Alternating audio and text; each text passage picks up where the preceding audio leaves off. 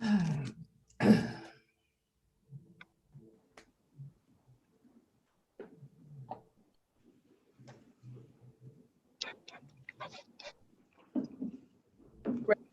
Administrator. We are now all set, Madam Chair. All right, thank you. Thanks so much. So good afternoon, everybody. We're back with a public hearing on judicial and corrections. We'll start with the Judicial Department first, and we have Judge Carroll here. Judge Carroll, we're doing something new this year. We're not doing the opening statement so that we can get directly into questions, but I'm wondering if you could introduce your team first so that we know who's here with you. Yes, good afternoon, Senator Austin and Representative Walker and Representative France. I don't know if Senator Minor is on, but it's always a pleasure to appear before you. With me on the screen would be Elizabeth Graham, who is our Executive Director of Administrative Services. In addition to Libby, I also have a number of subject matter experts who would be here to assist me in responding to any questions in the very likely event that I'm not able to answer those questions myself. Those individuals include Judge Bizzuto, the Deputy Chief Court Administrator, Ty Erickson, who's our Executive Director of Court Operations, Gary Roberge, who's our Executive Director of Court Support Services, Melissa Farley, who you all know is our Executive Director of External Affairs, Don Turnbull is our Executive Director of IT. In addition to those individuals, we have a number of other directors within those divisions, some of whom handle foreclosure matters, some who handle eviction matters, which I thought might be of interest to you today. We have Don Murphy, who's our Director of Marshal Services, who can speak with you with respect to security issues that have been a concern of ours for many years. We also have some statistics folks who are available to tell you about our backlogs and whatnot. And in a significant break from tradition, you should also know, although I don't think that he has any intention of speaking, but because he has a keen interest in the budget process and an even keener interest in the desire to be sure that the third branch of government is heard throughout that process, Chief Justice Robinson is also on the call today. And I know that if you have any specific questions posed to him, although I told him that I would try to throw a shield between the committee and him, and I would try to respond to any questions you might have for him, I know that he would be more than willing to respond to any questions that you have. So I hope that's a sufficient background, and the Judicial Branch team stands ready to answer any questions that you might have. Thank you very much, Judge Carroll. And Chief Justice, if you want to say anything before we start, that would be appropriate if you so choose. I just wanted to say thanks for having me and give me the honor of being here with you today. And I do believe in as much cooperation between the branches as we possibly can, and that's why I'm here. Thank you for having me. Thank you very much. So I'll start off with a couple of questions that are more technical in nature, not about specific programming, but on your count, your personnel count, you have about 4,238 year one and year two. Those positions all filled? No, they aren't. As a matter of fact, if you don't mind, Senator Austin, I'd like to ask Libby Graham to come in and respond on that, because we do have some comprehensive information about our filled and unfilled. Hold on one second. If you are not speaking, can you please make sure you are muted? Can you please make sure you are muted? Anybody who's not going to speak right now, please make sure you are muted.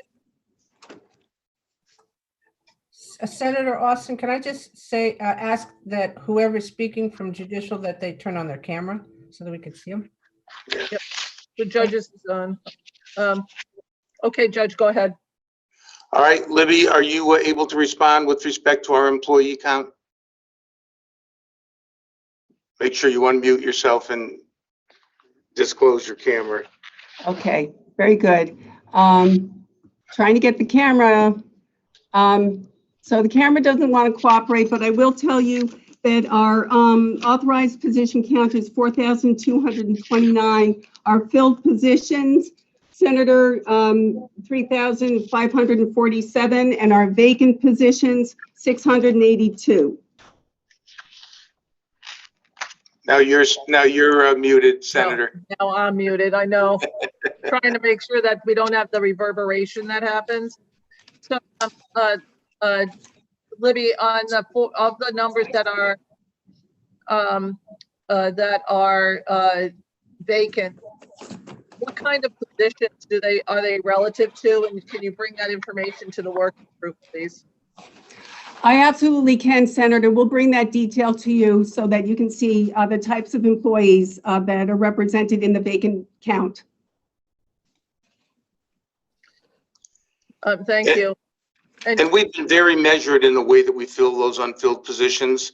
I take seriously the role of the judicial branch to be partners in the budget process and to save the state funding as we go forward in the next biennium. And I think that, Senator Austin and Representative Walker, this is the 8th time that I've appeared before you. I've been 14 years in the Chief Court Administrator's office, and we have never run a deficiency.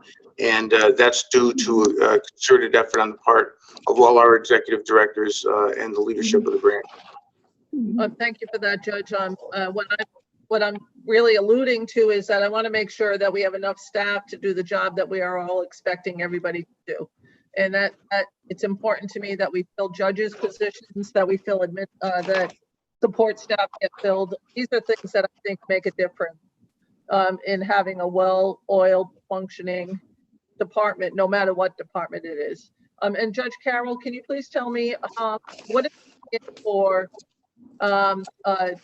COVID or CARES Act or any of the federal dollars that came in as a result of the pandemic?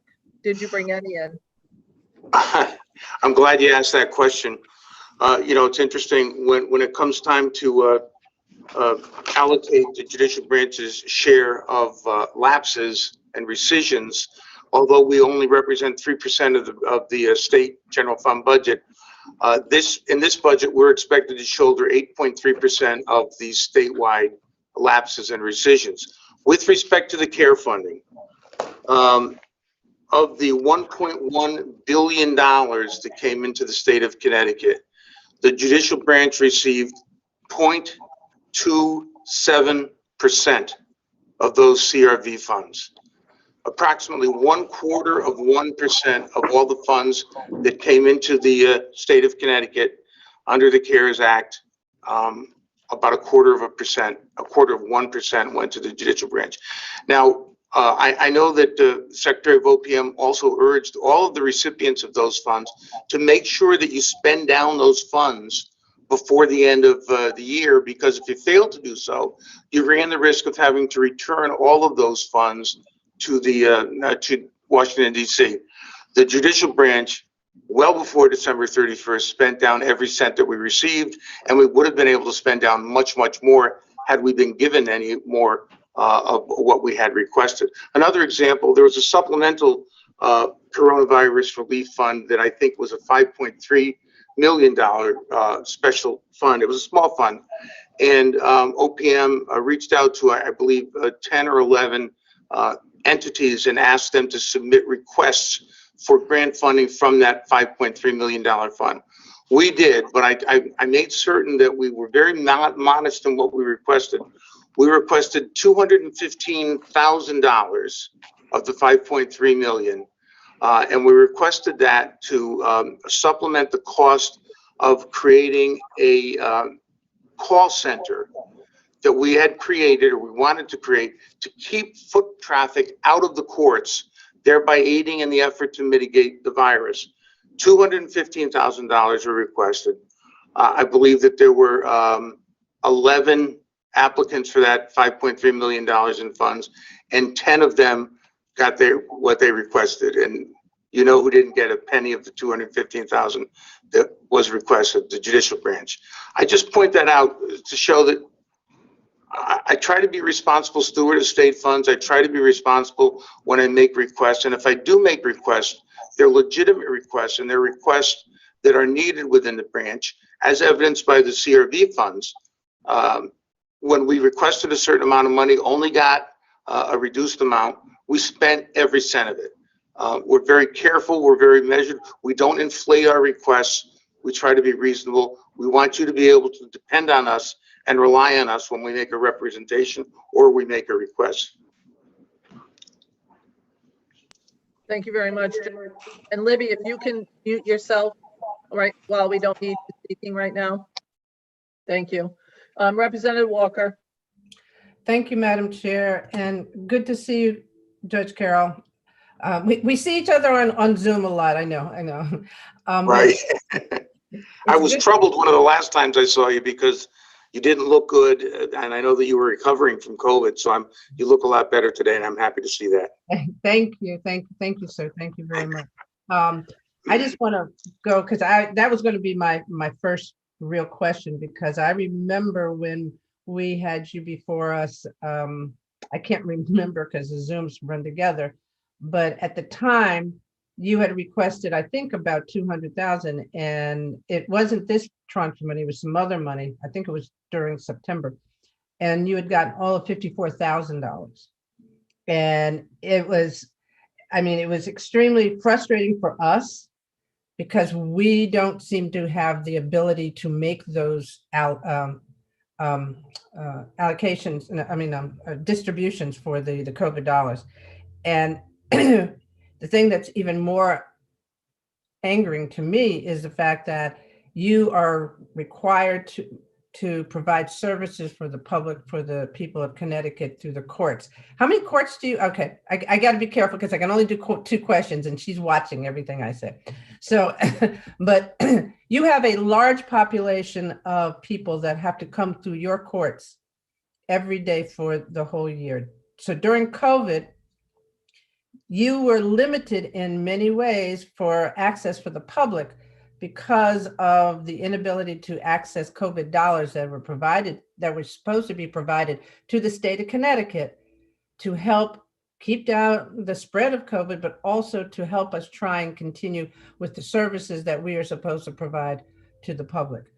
It's very, and also the fact that you have over 3,500 employees. And as we talk to other agencies, agencies that have like 200 or 300 people got $5 and $6 million for a variety of different things that were PPE related. So during this pandemic, did you get any dollars for PPE or anything like that, sir? On the PPE front, we worked through the Emergency Operations Center, and we were very fortunate in establishing personal relationships with Commissioner Ravella and others. And when you talk about PPE and what we were able to get out of EOC, I'm talking primarily face masks, face shields, gloves, sanitizer, gowns.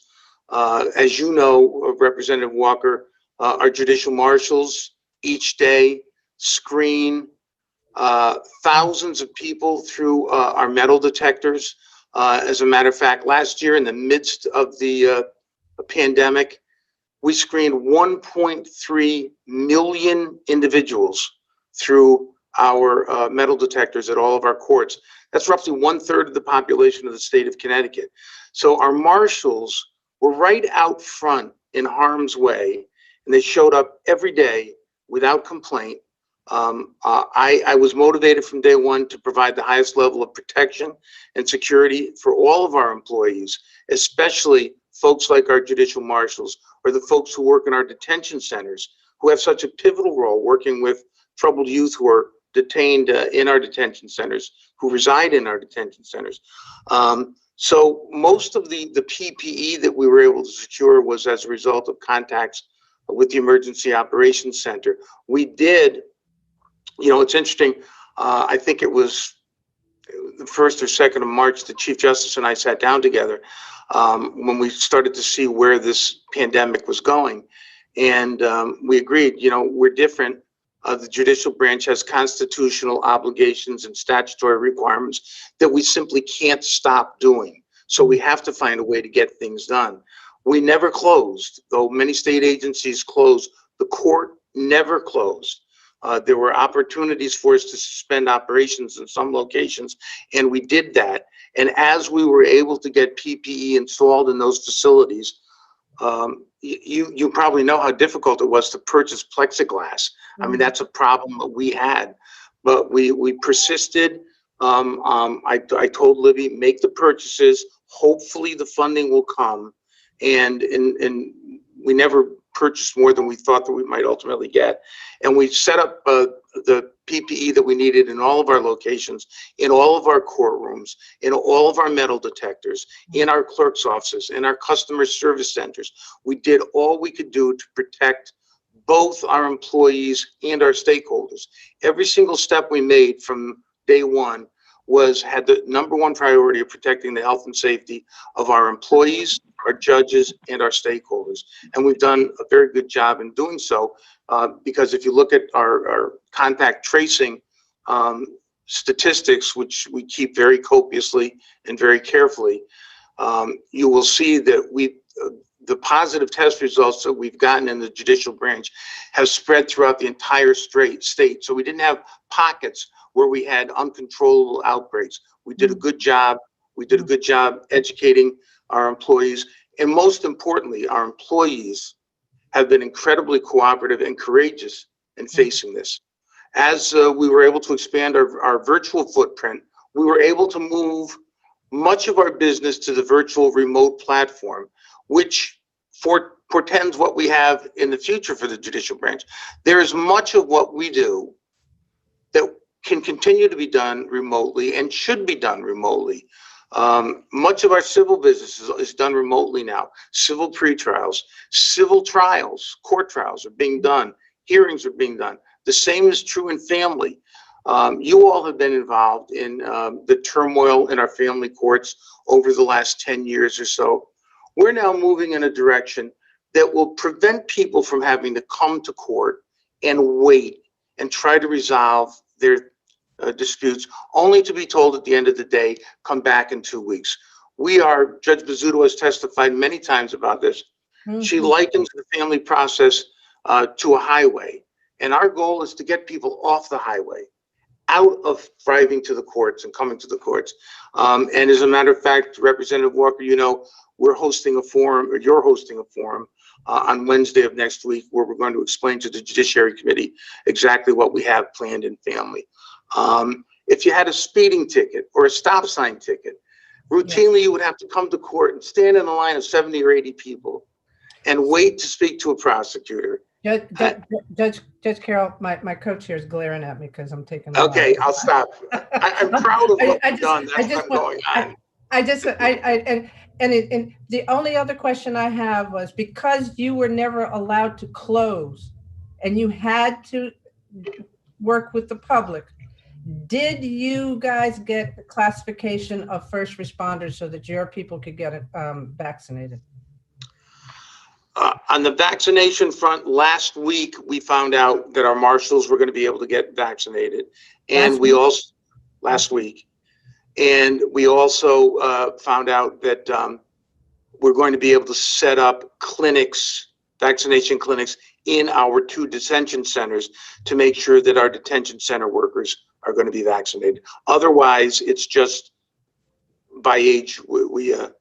Those of us who are old were able to get vaccinated. My last editorial comment is that this is a sin, that one of the 3 branches of government has been totally ignored, even though they continue to provide those services without the protection, and the people risk their lives and still no respect. So thank you, sir. Thank you very much. Thank you, Madam. Thank you, Chairman Walker. You're muted. As of this moment, the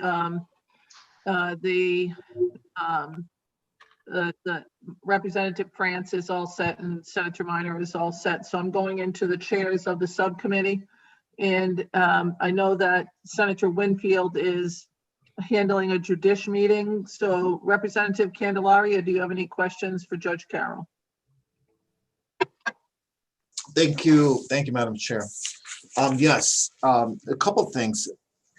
Let me look here at my notes. I think there was a discussion about a computer upgrade, but I didn't see that in the budget. Did you get any dollars from the CARES Act that you can use for that upgrade?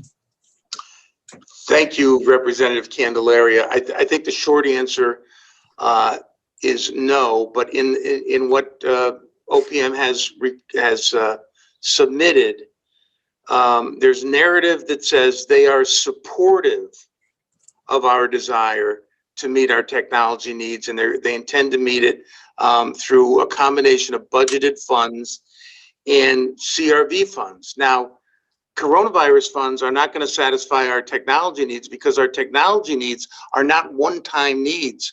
In order to create our virtual platform, we had to purchase software licenses, purchase hardware, so we could interconnect our for the record audio digital recording system with the remote process. We've done that, but those are recurring costs. Those are costs we're going to have every year. So if we meet this $750,000 need we have largely through coronavirus funds, we're only good for 1 year.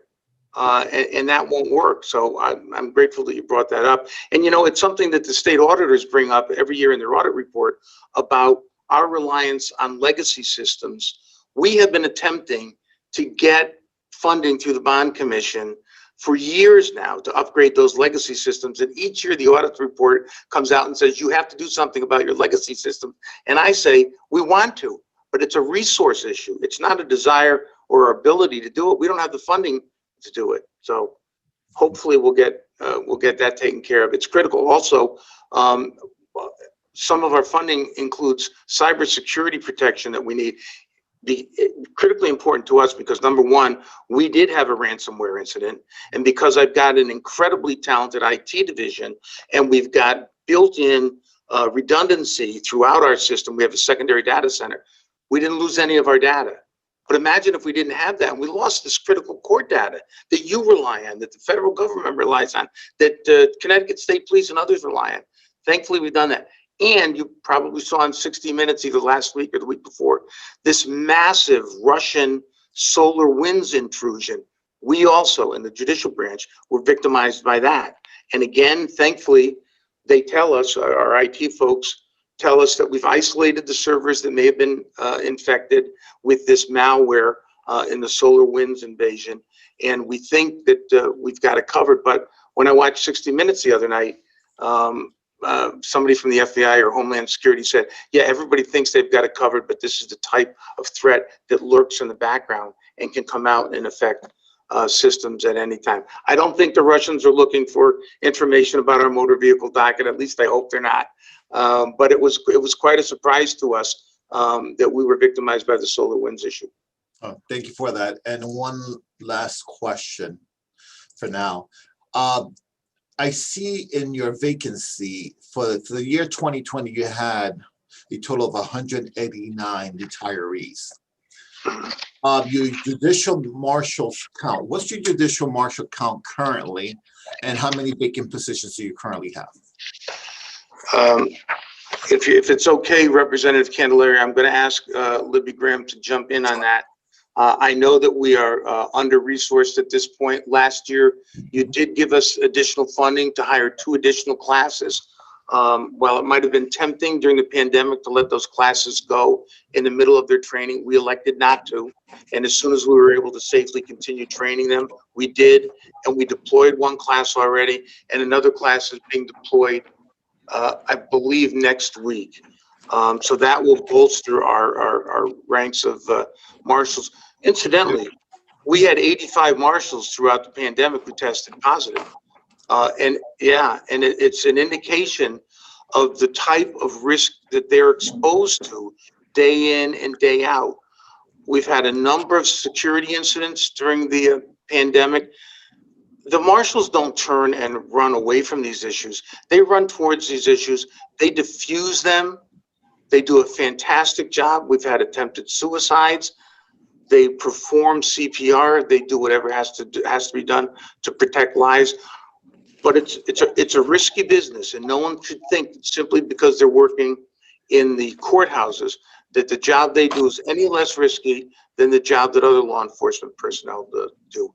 Another part of the issue was that you have a lot, once you train them, you have a lot of them that go to the departments because the salaries the judicial marshals are getting compared, for example, to corrections, there's a difference there. And I think that's something that we've been talking for many, many years. And it's something that we need to address as well. Right. No, I how agree can with we you. bring them to that level so that you can retain them? Right. Judicial.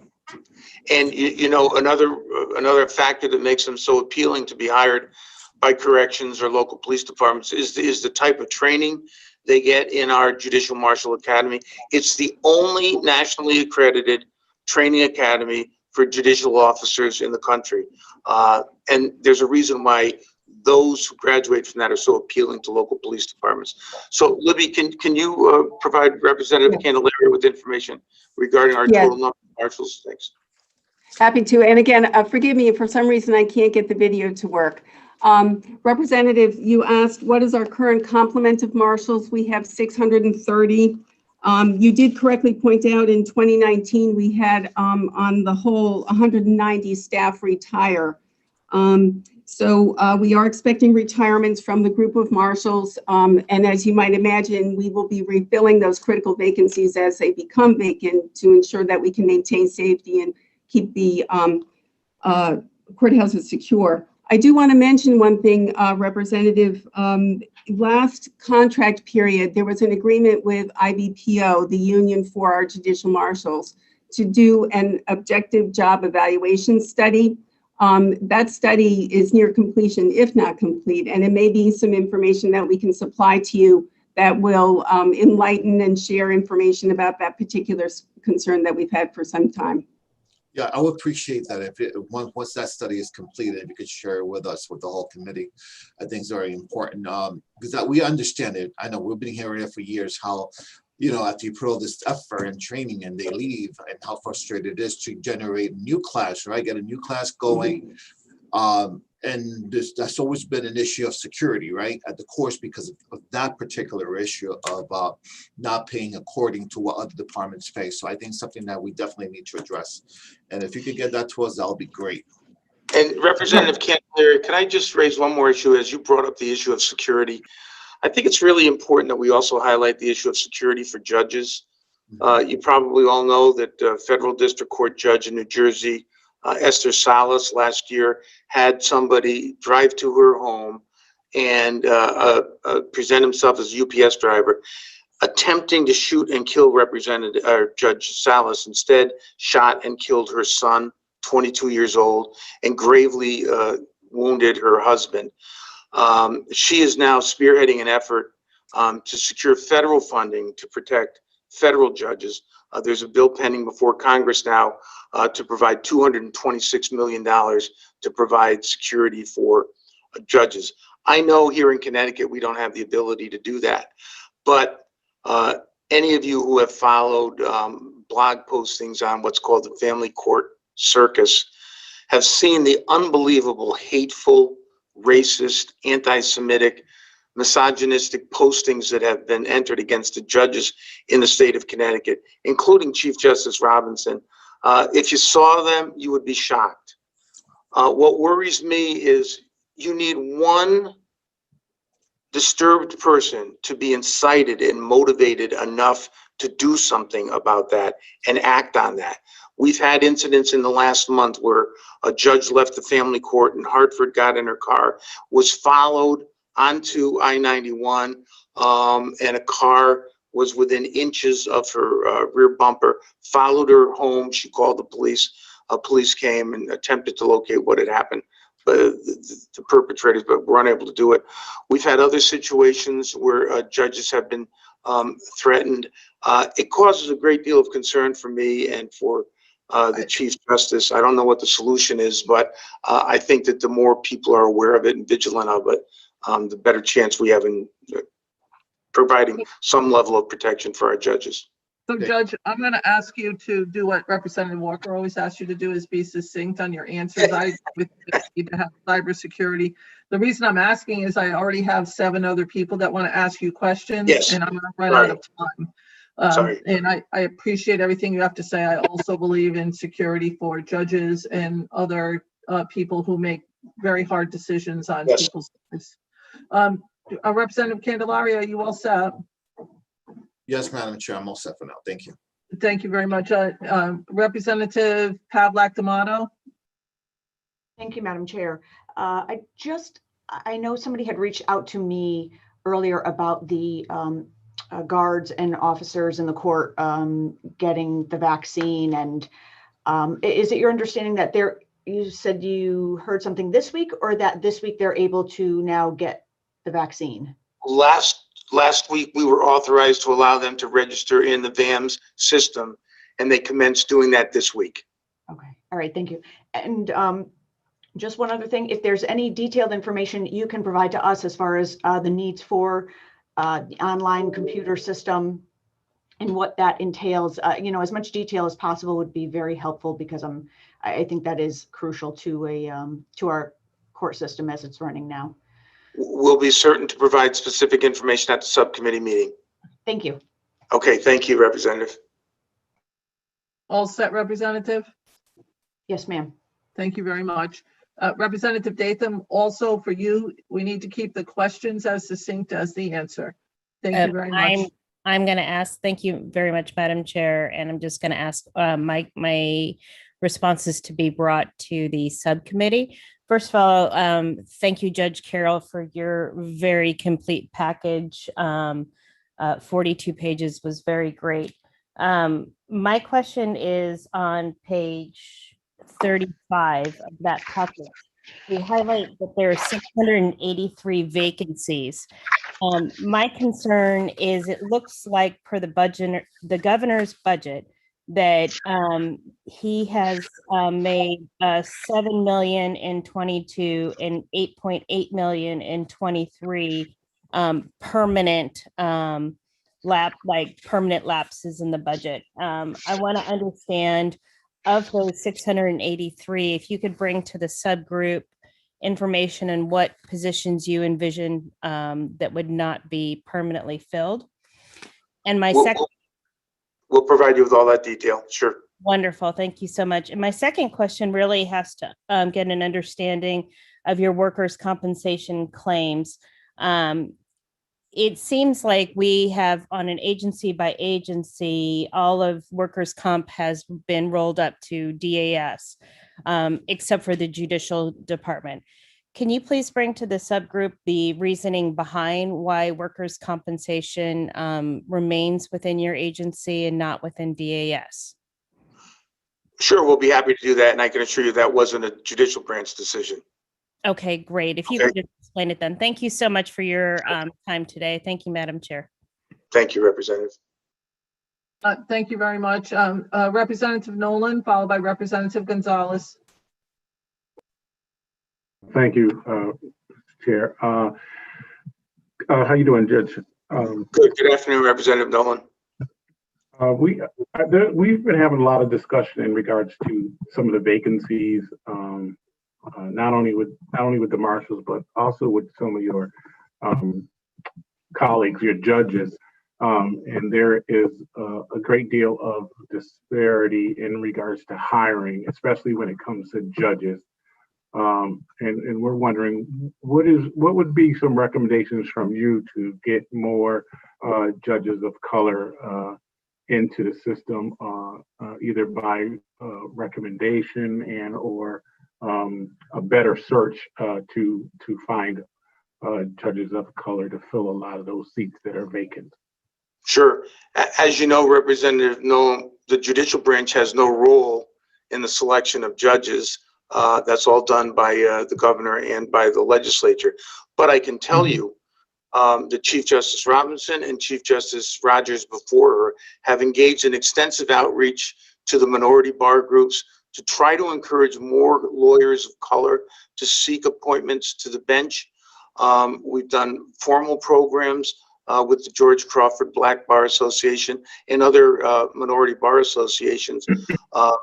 We have been very active in our efforts to entice lawyers of color to consider the bench as an opportunity.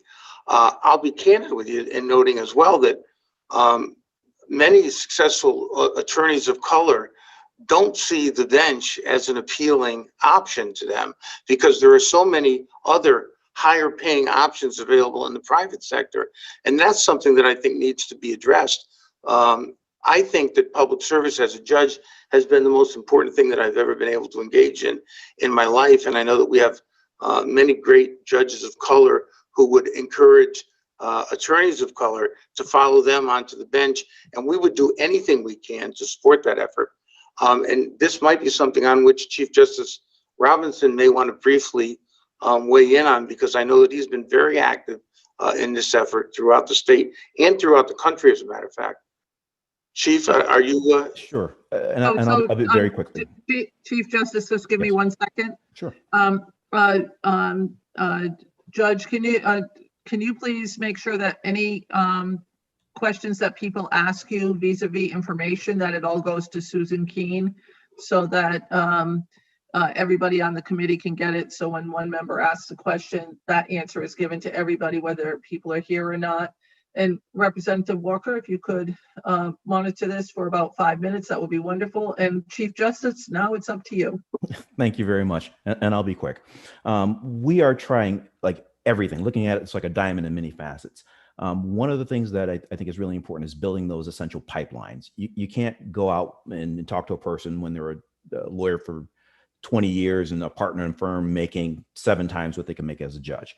So that won't work. We're actually reaching out and looking at the law schools, the high schools, the junior high schools, programs like Civics First are supporting those. And so we're actually building those pipelines, and it's going to be a long-term effort to get people to understand that they can really achieve this goal of being on the bench. It's very necessary. We need a diverse bench. Our population is very diverse. Judge Carroll did touch on the issue of salary. Salary, it actually is important. If you have a person who's looking at becoming a judge for X amount and being a first-year associate where they're making more than that of a sitting judge, it's a difficult decision for them to say, okay, I'm going to sacrifice my family resources in order to become a judge. So that is an important factor. And I'll be glad to talk to subcommittees and other folks about what we can do to achieve this goal. I know that you're limited on time here. Thank you very much. Does that answer your question, Representative Nolan? Yes, and for a follow-up question, we understand that there's a big there's a hardship in hiring marshals and keeping the marshals.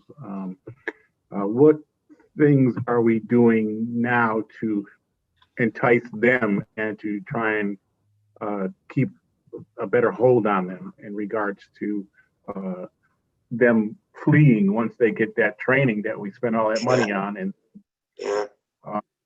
have you put any like if you get hired, you got to stay for a certain amount of time? Is there anything like that in regards to the marshals? Well, I think that Representative Candelaria touched on it. It's in large measure, it's a compensation issue. And in marshal services, not unlike in local law enforcement, there are few opportunities for promotion within the ranks of judicial marshals. It's very much a pyramid with few positions at the top and the majority of positions in the field. So it's a big challenge. I think that the best thing that we could do to enhance our ability to retain marshals is to do something about their compensation. I think that the collective bargaining agreement for our IBPO marshals is about to commence renegotiation. So we'll deal with that, and retention of that workforce has always been a primary concern of Don Murphy, our Director of Marshal Services, who notes that we train and we deploy 40, and then we get 53 retirements. So it's hard for us to keep up with the ranks where they should be. And I should also note that we also, and it's in what I submitted to the committee, we're very proud of the fact that fully, just about 36% of our workforce in the judicial branch are employees of color. I put that number up and that stat up against any other entity in state government. It's something we're proud of. It's something we work on to achieve every day. I think we have the historic numbers submitted to you. You can see that over the past 20 years, there has never been a year in which the number of employees of color has gone down. It just continues to inch up. I appreciate that, and I won't try and sneak in. I won't try and sneak in another question because I see Senator Olson's on top of us. Thank you very much. Send me an email, Representative Nolan. I'll respond to your email. All right. You Okay. can also send your questions to Susan Keene, any member who does not get their questions answered, so that we can send them over to the Judicial Department. You're all set, Representative Nolan? Yes, thank you. Thank you. Representative Gonzalez, followed by Representative Johnson. And I remind everybody, we have 17 minutes left, and we have many people that still have questions. Representative Gonzalez. Okay, thank you, Madam Chair. And I got two questions, and I would like to see if I can get an answer on both questions. Good afternoon, Judge Carroll, and thank you for being with us. Okay, can you help me understand when you said that you guys never closed? Can you help me understand, because I'm confused here when I receive phone calls from people in the community and out of the community saying that they were supposed to go to court. They were not able to go to court because when they got there, they find out that the case was postponed. Also got a phone call from this guy that says that he never received a letter saying that the case was postponed, but he said that he find out later that they did the case, a virtual meeting, and he never was informed. And he was not happy with the result because he didn't have the opportunity to be there. Also complains, landlords and tenants, they were saying, we got a problem. I want to put a complaint and I can't because the problem in the courts. So can you tell me what was going on when all these people, they were complaining and you said that the court was never closed? Well, I want to make sure that I fully understand the question, Representative Gonzalez. The court never closed. There were individual courthouses where we shifted the business from one courthouse to another courthouse until we got the PPE measures in place to provide the highest level of protection to our employees and our stakeholders. With respect to an individual case you may be referencing about somebody who never had notice of a continuance, it's difficult for me to respond to that in the abstract, but if you provide me with specifics, as I always have, I'll look into the specifics of the case you're talking about, and whatever information is publicly available, I will get it right over to you. Okay. And the other question is, we understand that there are some grants that goes to, let's say, nonprofit. Those grants went to nonprofit through the Judicial Department. But some of these people, they never used the money because of the pandemic. Can you tell me, if you have a number, how much money it went back to? Because I understand that money goes to your general fund, right? No, I mean, those funds are earmarked for a specific purpose. If they're not used, we don't get an opportunity to take them into the judicial branch's budget. Those are specific line item pass-throughs. It's not part of our budget. It comes to us and then it's doled out to the recipients of those. There are standards that have been created to make sure that the recipient of those funds complies with all the requirements that are set forth. We monitor that the funds are released and used for the purpose that you designate they should be used for. But as to those that were not distributed, they don't become part of our budget, free to allow us to use as we deem fit. That's not what the OCE account is about. That's not what a pass-through is about. So if the nonprofit is not able to use the money and they return that money, where the money goes? I will ask Libby Graham to tell us exactly where it goes. It doesn't come to us. I can't say, okay, the Red Cross can't use this money. Let's hire somebody, or let's go out and buy 10 new computers. I can't do that. But Libby can probably better explain than I can exactly how those funds are accounted for. Yes, thank you, Judge Carroll, and hello, Representative Gonzalez.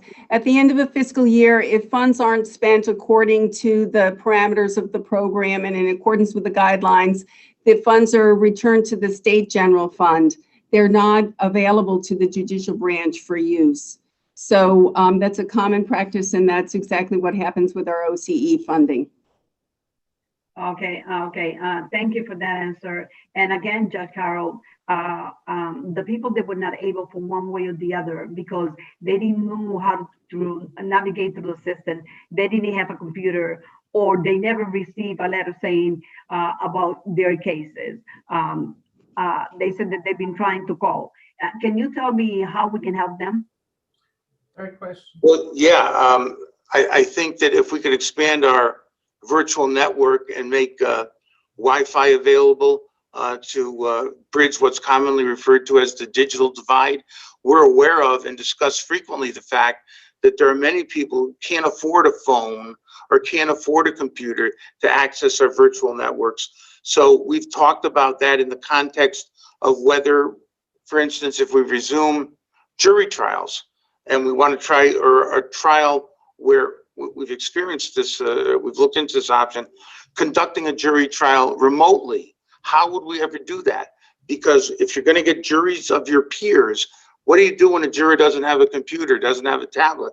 We've talked about purchasing tablets and distributing to jurors so they'd be able to tap into the system. But it's a problem, Representative Gonzalez. I acknowledge it. There's no easy solution. A lot of it is resource-based. The ability of people to access remote functionality is kind of an indicator that much of what we do in the courts will never be able to be done remotely. We will always have to have an in-person presence to deal with that element of our stakeholder community that can't tap into the remote resources. So it's something we're planning for in the future. Nobody should be denied the ability to have access to justice because they're poor or they don't have a computer or they can't tap into those resources. And thank you for that answer, but you're referring right now to the future. Now, the people that were waiting and they went through that, they don't want to get in trouble with the court. My question was, if it is a number or something that they can do right now, enable for them. Representative Gonzalez, if I believe that the judge said that if there is a specific case, if you could get that to him, he'll take care of that. And I agree with your question, but sort of an asked and answered question. Okay. And I think that we should send a letter over to the judge for a specific number that might be able to help everybody out, if you don't mind. Okay, no, I don't mind. Thank you, Madam Chair. Thank you. Thank you very much, Representative. I appreciate your comments. Representative Johnson, followed by Representative Porter. Thank you, Madam Chairman, and thank you, Judge Carroll, for your presentation today. I'm going to probably quickly follow up on Representative Gonzalez's discussion with respect to computer access, because you mentioned that traffic and family cases were being done with Zoom, and of course there are going to be numerous people that don't have access to a computer. And I'm just hoping that, you have a plan for those kinds of things if you do plan to continue the traffic and family by Zoom.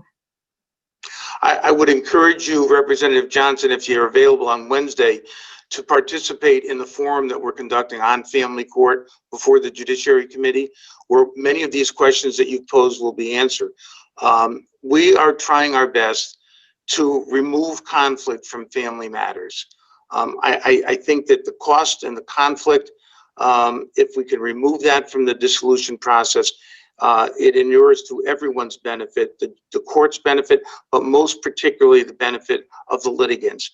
It should not be strictly adversarial. A good outcome should not depend upon the quality of your attorney or the ability to pay for protracted proceedings.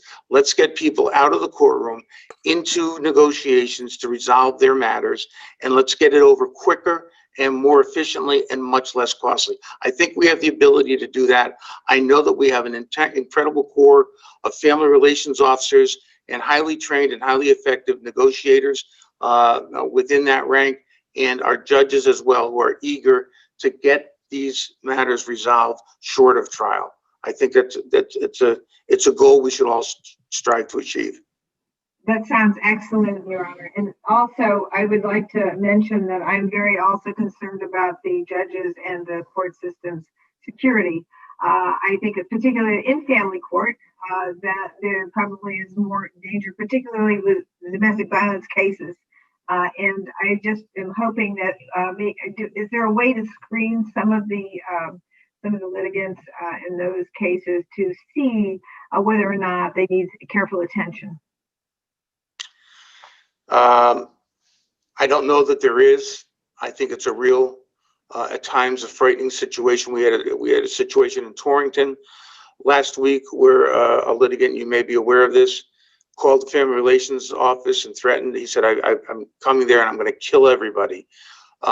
We had a very talented family relations officer up there, kept the person on the line for 2 hours, trying to calm him down, get him thinking rationally. It allowed us to get law enforcement there to take him into custody and have him evaluated.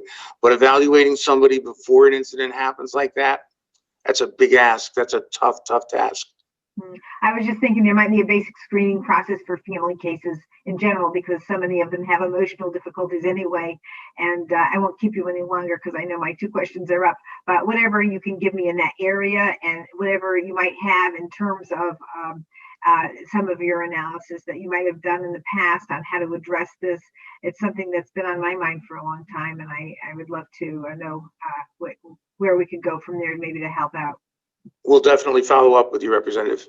Thank you so much. Thank you, Madam Chair. Thank you. Next up is Representative Porter, followed by Representative Rosario. We're down to the 6-minute mark. Thank you.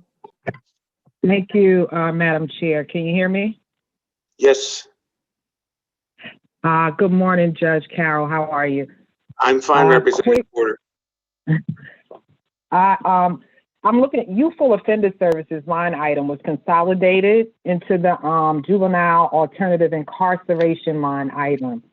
And there was 1 million cut from the total of both of those lines. Can you just speak to that?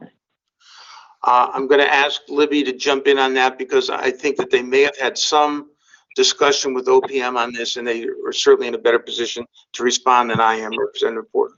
Libby, are you able to? Thank you, Judge Carroll.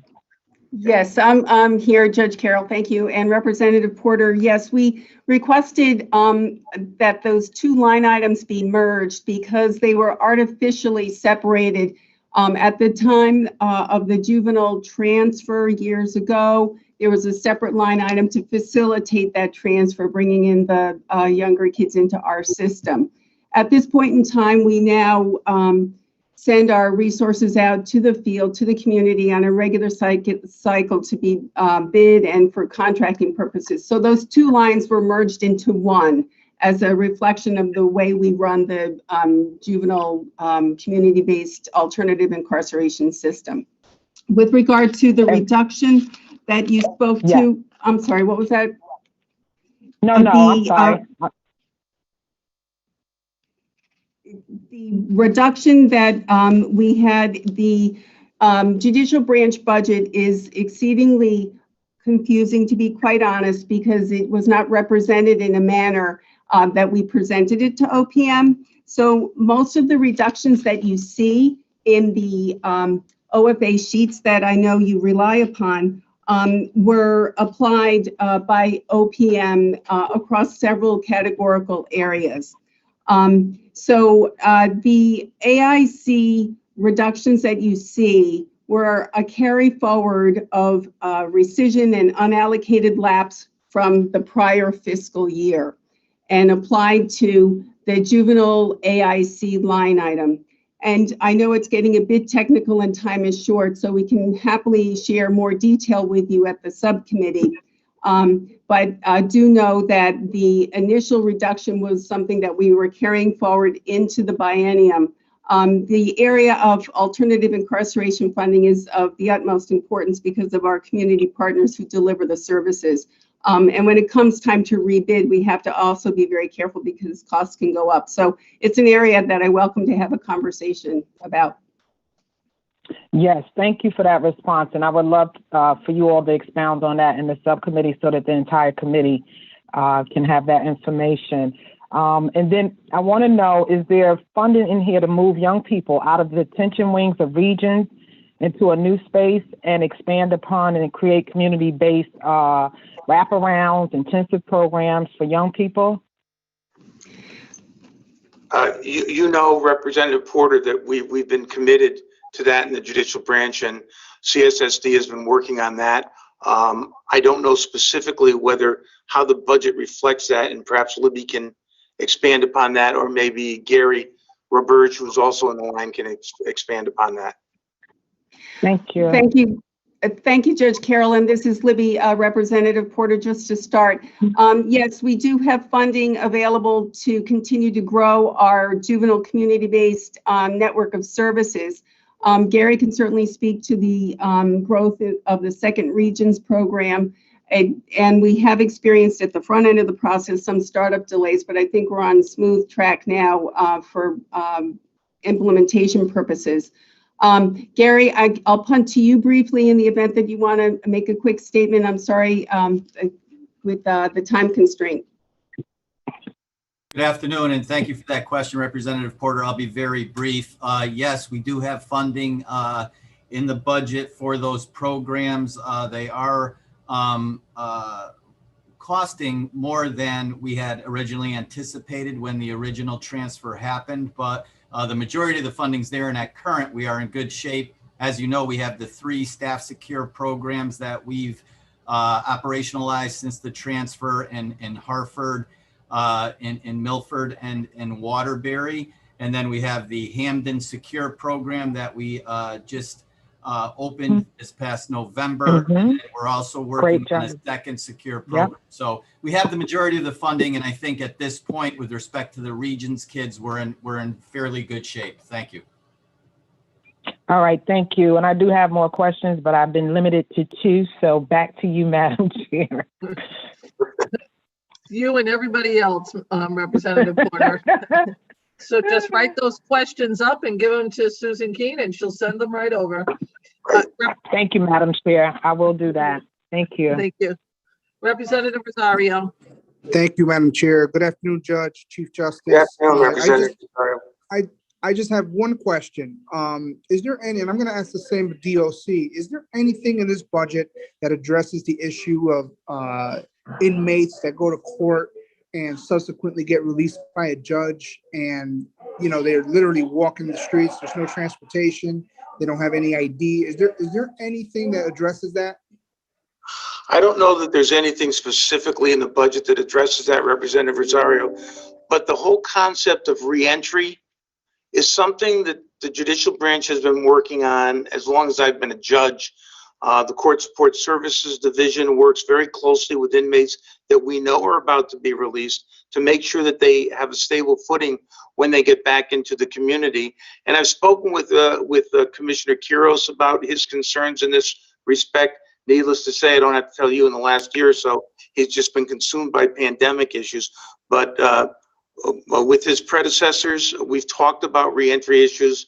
And we are committed to continuing to talk about reentry issues, because all you're doing is contributing to the cycle.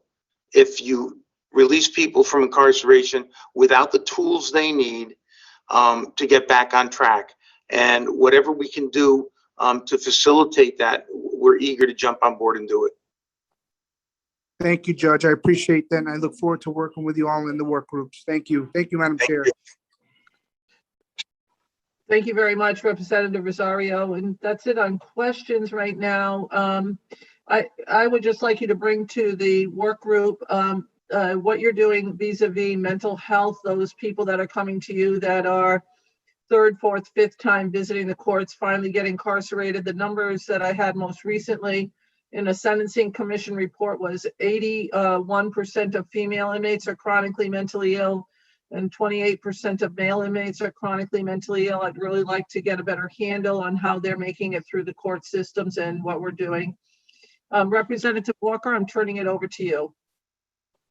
Thank you, Madam Chair. Thank you. And thank you, Judge Carroll, for all your answers and questions. And I'm sure we're going to have more questions and we'll make sure we get them. But after looking at your document, as usual, you gave us a lot of material and we're going through them right now. So thank you very much. Thank you, Representative Walker. Before I leave, the Chief Justice just texted me on the mental health issues, and he wants Senator Austin to know that he is involved at the national level on a task force of the Council of Chief Justices dealing with the very issue of mental health in the courts.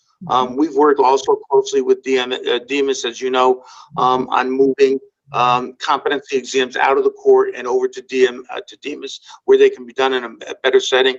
And with respect to Representative Gonzalez's question about access, Judge Bizzuto reminded me that we are about to deploy 35 self-service kiosks in our court, which will allow those folks who do not have access to computers to access remote proceedings and file forms through kiosks in the court. That's a great step forward. Hopefully we'll be able to do it. And please make sure that you send that information over to us so that we can share it with those people that weren't able to be here on the hearing today. So thank you very much. Thank you, Representative. Your usual courtesy. I appreciate it. Have a good afternoon. Thank you. Next, we have I believe the prosecutors, the Criminal Justice Division. I believe that's my. Yes, Representative Walker, we are here. Okay, there we go. I knew I was like, I got some, well, forget it. I'm not even gonna tell you. Good afternoon, sir. Good afternoon, Mr. Colangelo. How are you? Good afternoon. I'm well, Chairwoman. How are you? And members of the committee, thank you for having us. With me today, I have Deputy Chief State's Attorney for Administration, John Rosato, and Peter Zelez, who is our Director of Finance. Awesome. And this is my first time before you, so be gentle. We're always gentle, and I know. And we always have a hook. We can always disconnect mics when they aren't. So we'll handle that. And thank you, sir, for coming. Now, what we'd like you to do is, since you introduced all your members, we can get right into the questioning. We're not asking for any real intros because, as you can see, our members are very active and they read their materials very well. So they have a lot of questions, and it's more important for us to get the answers than to go into other things that probably won't help us in determining the budget. So thank you very much for that, sir. Thank you. I'm going to start off. First of all, I'm going to ask you how many staff, how many vacancies do you have in your staffing right now, sir? We are allocated for 486 positions, Representative, and we have 5 positions that are open and 44 that are active vacancies. You know, when I say active, they're in one part of the process of being filled. Okay, so you have 44 that are active vacancies. That means that you're in the process. How long does it take for you to hire somebody? I mean, that's one of the struggles we have in the division. To hire a prosecutor based on collective bargaining, we open the position for transfer, so that's 10 days. Then we put it out to bid for public if nobody wants to transfer. That's another couple of weeks. Then by the time the interviews are done, then we schedule interviews once those are done with the Criminal Justice Commission. And the commission has meetings once a month, but it's very difficult to get them to handle more than 1 or 2 positions because obviously they're extensive interviews. So a prosecutor position could take us 4 to 6 months to fill. The other clerical or investigator, inspector, and now the paralegal positions that are actively being recruited for should go a lot quicker. That's open for transfer. So we could probably fill those within 6 weeks is the hope. Yeah, we've been interviewing a lot of agencies today, and everybody seems that the going time frame seems between 6 and 10 weeks, and that's really too long for people for hiring. I mean, especially if people are looking actively, which they all are, that is too long because they're gonna go for the first job that comes back to them because they need to work. And we And want to them that point, to work. sorry, to that point, Representative Walker, we changed on kind of our recruitment, and we're now posting our jobs on job apps. So where we might have gotten 15 or 20 applicants for a prosecutor job, we're getting 70 to 80. So we're widening that net, and it is helping. But then we also have the filtering down, and we're interviewing more people. So absolutely, we're trying to cut that down. For prosecutors, it's harder because we have the commission aspect to it. But the other positions, I am trying to move things along as quickly as I can to get people in. Well, we hope that with the new system that has gone into place during the pandemic, that that process is going to be shortened for everybody. But so far, it hasn't turned out that way.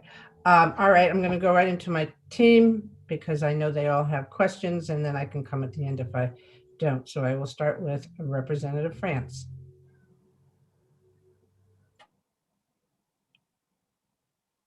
I'm sorry, Representative France, I can't hear you, sir.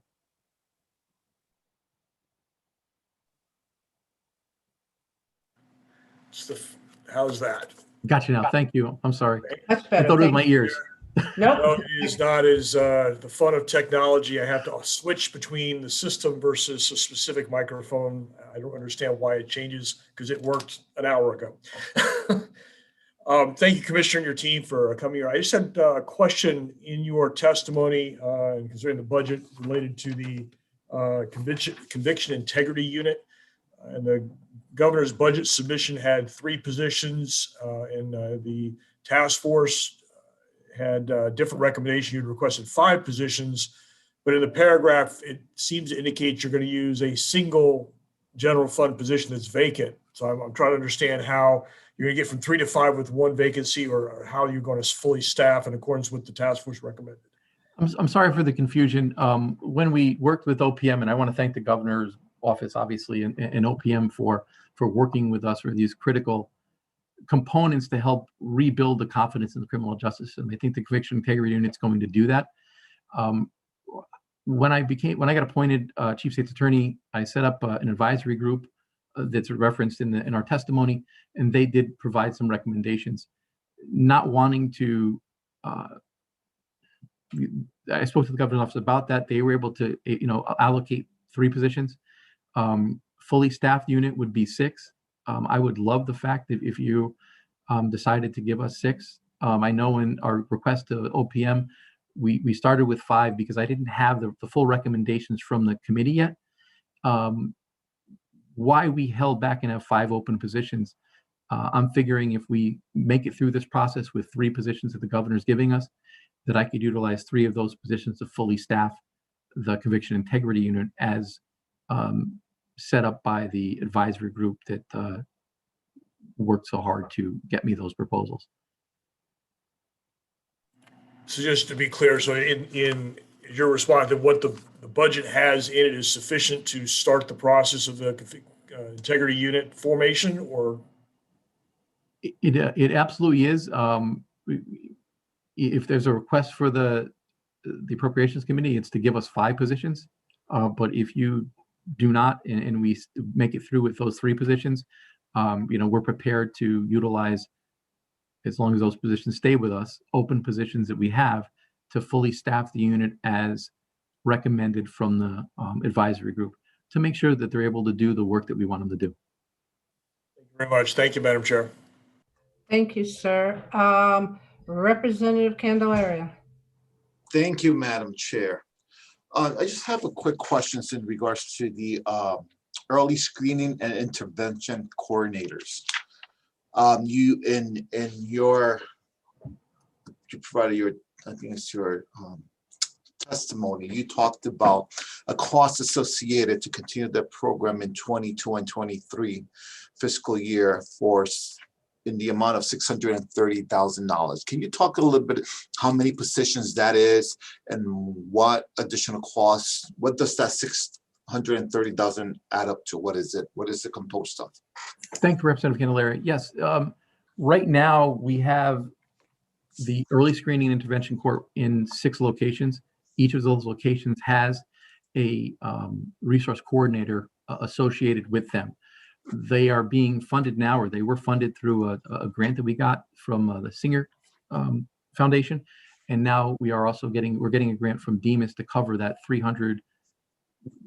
Mr. Zealous or Mr. Rosado is going to be able to get me the full 300 number.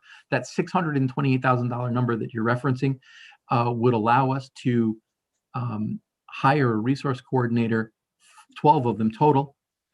So providing a resource coordinator for every judicial district in the state. And those aren't funds, they don't add positions to our account. They're pass-through funds that we provide through a grant to community programs that know the area. So we're hiring somebody in the community and passing through those funds to each community. So in order to have a coordinator in each location, it would be the $628,000 that we referenced there. If I may add, this is Peter Zealous, Finance Director. Yes, we are not asking for any additional FTEs here, any full-time equivalents here. This is strictly contracting with a lot of local not-for-profits. Right now we use Cornell Hill, Community Partners in Actions. These not-for-profits that are embedded in these communities and know where all the facilities are and where we can send these folks there. So it's all strictly 100% OE, other expenses. Thank you for that. And my other question is, I was looking at the cold case unit. I know in the past couple of years, if I remember the conversation correctly, there was a shortage within that area, and that's why many of the cases would not reopen because they didn't have enough funding. Where do you stand with that today? Is that the same case, or do you have somebody active working on it, or are you short in funding within that area? As with every agency in the state, with everything that's been going on, you know, we were very cautious in filling positions, and you know, I would say that we probably stressed every location throughout the state before we fill a position. We were able to hire another attorney in that office. From where they were staffed at their max, they're still below that. But we did add to that their staffing, and they are able to look. They could always use more staff because there's so many of these cases. They're doing great work. We're starting to highlight some of those cases to hopefully get some, you know, community tips, and also, you know, bring kind of. We also received the grant to use some DNA technology to further those investigations. Okay, thank you for that. Thank you, Madam Chair. Thank you, sir. Thank you, sir. Representative Gonzalez. Thank you, Madam Chair, and good afternoon, Mr. Colangelo. I would like to know what are the numbers of position of prosecutors in your office, and if you know, I would like to know. Maybe if you don't have the numbers, maybe you can provide it to me. But I would like to know by ethnicity, statewide. Representative Gonzalez, I know one of the questions that was asked of us, we did provide you a total breakdown, but off the top of my head, I don't have that exact number right in front of me, but I will be happy to bring that with us and answer that for you in the subcommittee, if that's okay. Okay, that's okay. Representative Gonzalez, what we had asked was for the prosecutors and for the public defenders, yes, for that those exact same questions, asking how we wanted an organizational chart of how many lawyers, investigators, social workers, et cetera, and what was the racial breakdown for them. So I just wanted to let you know that that's in process. I'm not sure if they've gotten all, because we just did this yesterday, and we asked for those questions to be shared with the division. So if you didn't get it, Mr. Colangelo, then I'm telling you now, we want to know the staffings and everything of all of your team and what positions they are. And it also would help if you tell us where you have vacancies and what your racial and gender breakdown for all of those too. So we will be able to provide that. As far as vacancies go, the active positions, could I break down what we're trying to fill? Would that be okay? Yes, yeah, absolutely. Thank you, Madam Chair. You're Thank you, welcome. Representative Gonzalez. Thank you. Representative Johnson. Thank you, Madam Chair, and thank you, Mr. Colangelo, for your work. I just wanted to check in on the early screening program and see if you've been able to, say, dispose of some cases that might have gone through the system. And if that's my recollection, that's how that's supposed to work. So if you could just, briefly tell me about that. And if you have more data, I'd like to see the data as well. I am jotting down a note to bring the ESI data with us, Representative, to the subcommittee.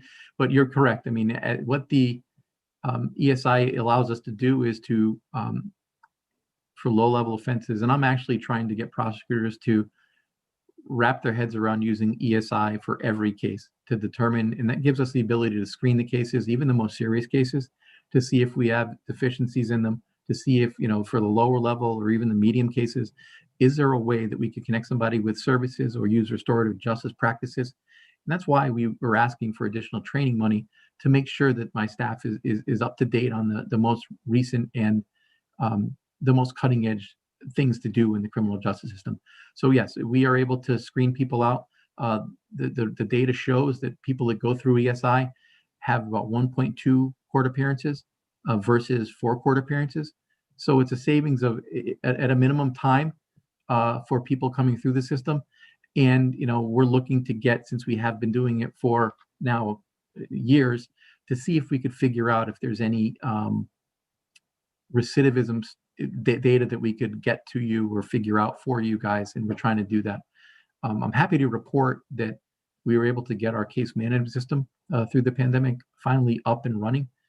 Judicial, our partners in Judicial, we were able to get 10 years of data from Judicial that we have populating our system. So we're going to be able to give you, with the Appropriations Committee, the legislature, real data on the cases that we handle and how we handle them. And we were able to hire a data analyst because we thought that was important. And we were able to hire a training coordinator. So I know that for years we came before you asking for a position of training coordinator. It was so important to the division. We used one of our open PCNs. So we took from one place that had a need, but actually brought a training coordinator on to continue to move the division forward. Excellent. And I would just also like to see if you have the way you collect the data, whether you include behavioral health disorders and whether they're maybe referred out as well to the proper entities in going through this process that you have for early screening. So I just wondered if that was part of the system, and maybe the data and the questions that you use to put the data in process would be something that we could take a look at and see if we need, if you are thinking about refining that in any way or that sort of thing. So that's my other question. Great point. Thank you for your question. We will, I could tell you right now, we don't have the data on the mental health. We have the data on the disposition of the cases that, we connected somebody with services and that it was a successful connection and the case got this nollied usually. So we exercised our authority and decided not to prosecute that case. I will endeavor to see how we could capture whether it was a mental health issue or not. And, I pause because I worry about HIPAA, I worry about those issues and not only collecting that data, but sharing that data. So I have to be wary of that. And that's the only reason that I pause, but it's a great question. And if we have the ability to do it, I will try and capture it because it does highlight, the issues that we are facing in the system, all of our partners, Judicial, public defenders, us, and how to deal with people with mental law enforcement and how to deal with people with mental health issues. That's so perfect. And thank you so much for that. And I will try and maybe have an offline discussion with you about that because I have a number of behaviorally disordered people in my district. And every so often they get arrested. And I'm thinking, why are you doing that? There's nothing harmful about them. And for them to get a record on top of everything else that they have to deal with, it seems so, out of place. And I was hoping maybe the early screening was part of that. But I won't keep anybody any longer. And I thank you so much for your remarks and your work. Thank you. I look forward to the conversation. Thank you. Thank you, Representative Johnson. I just want to piggyback off of what Representative Johnson talked about. And I understand the HIPAA laws and everything, but we also have to make sure that we keep the clients and the individuals in the forefront.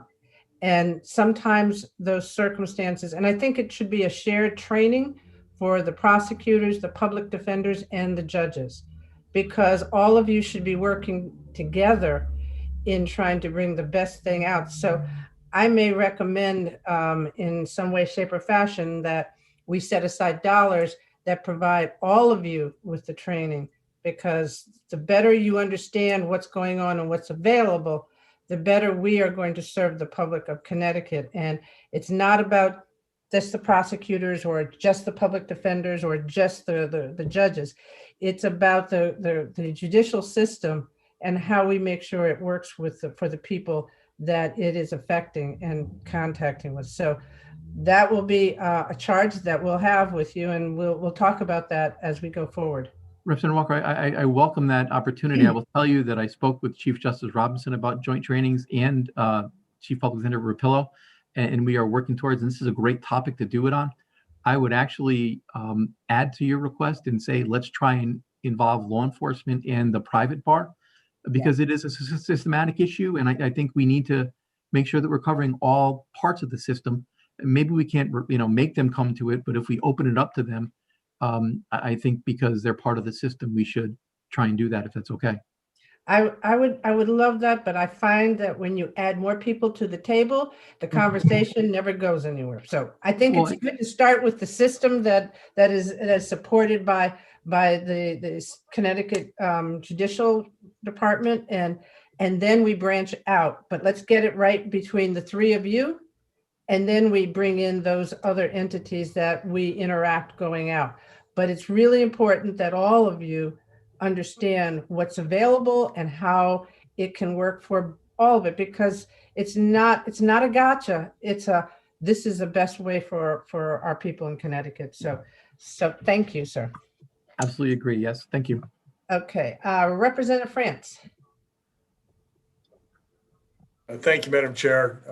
And Chris, I had one more question as I was listening to testimony and just recalling, dredging my memory from past budget discussions from previously, but specifically on the cold case unit and the shooting task force. And there were separate line items in the budget. My recollection from past budgets, there was discussion that those units were combined or the personnel were combined.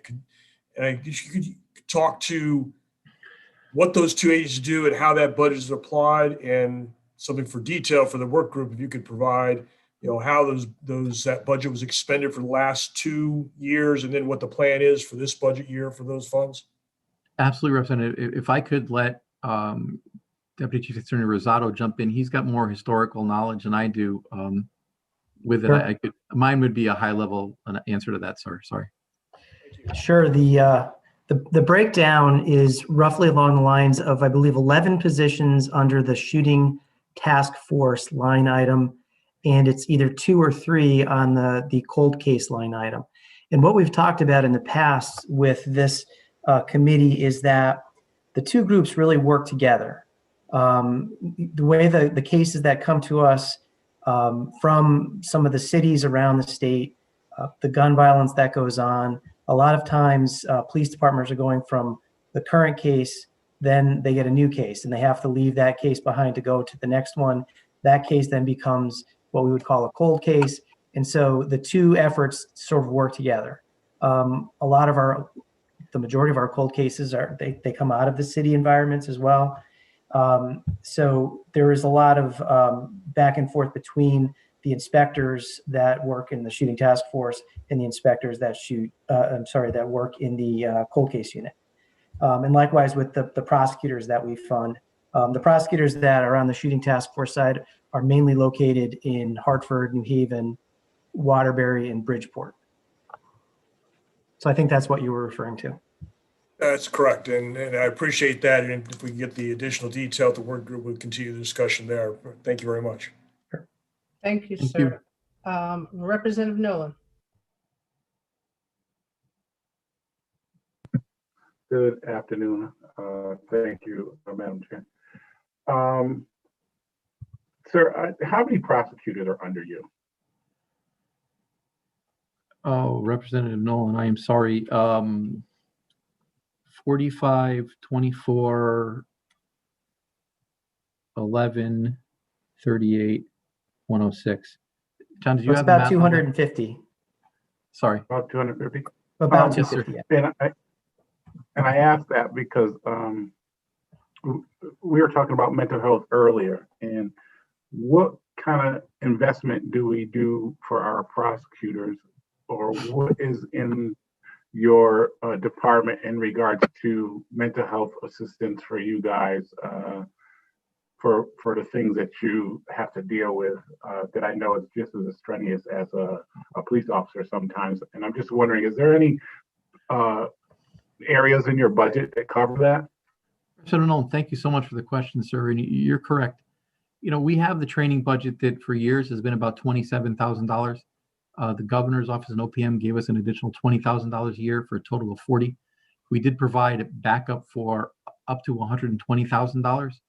And one of the things I wanted to highlight, and one of the things I wanted to do last year for our division-wide training was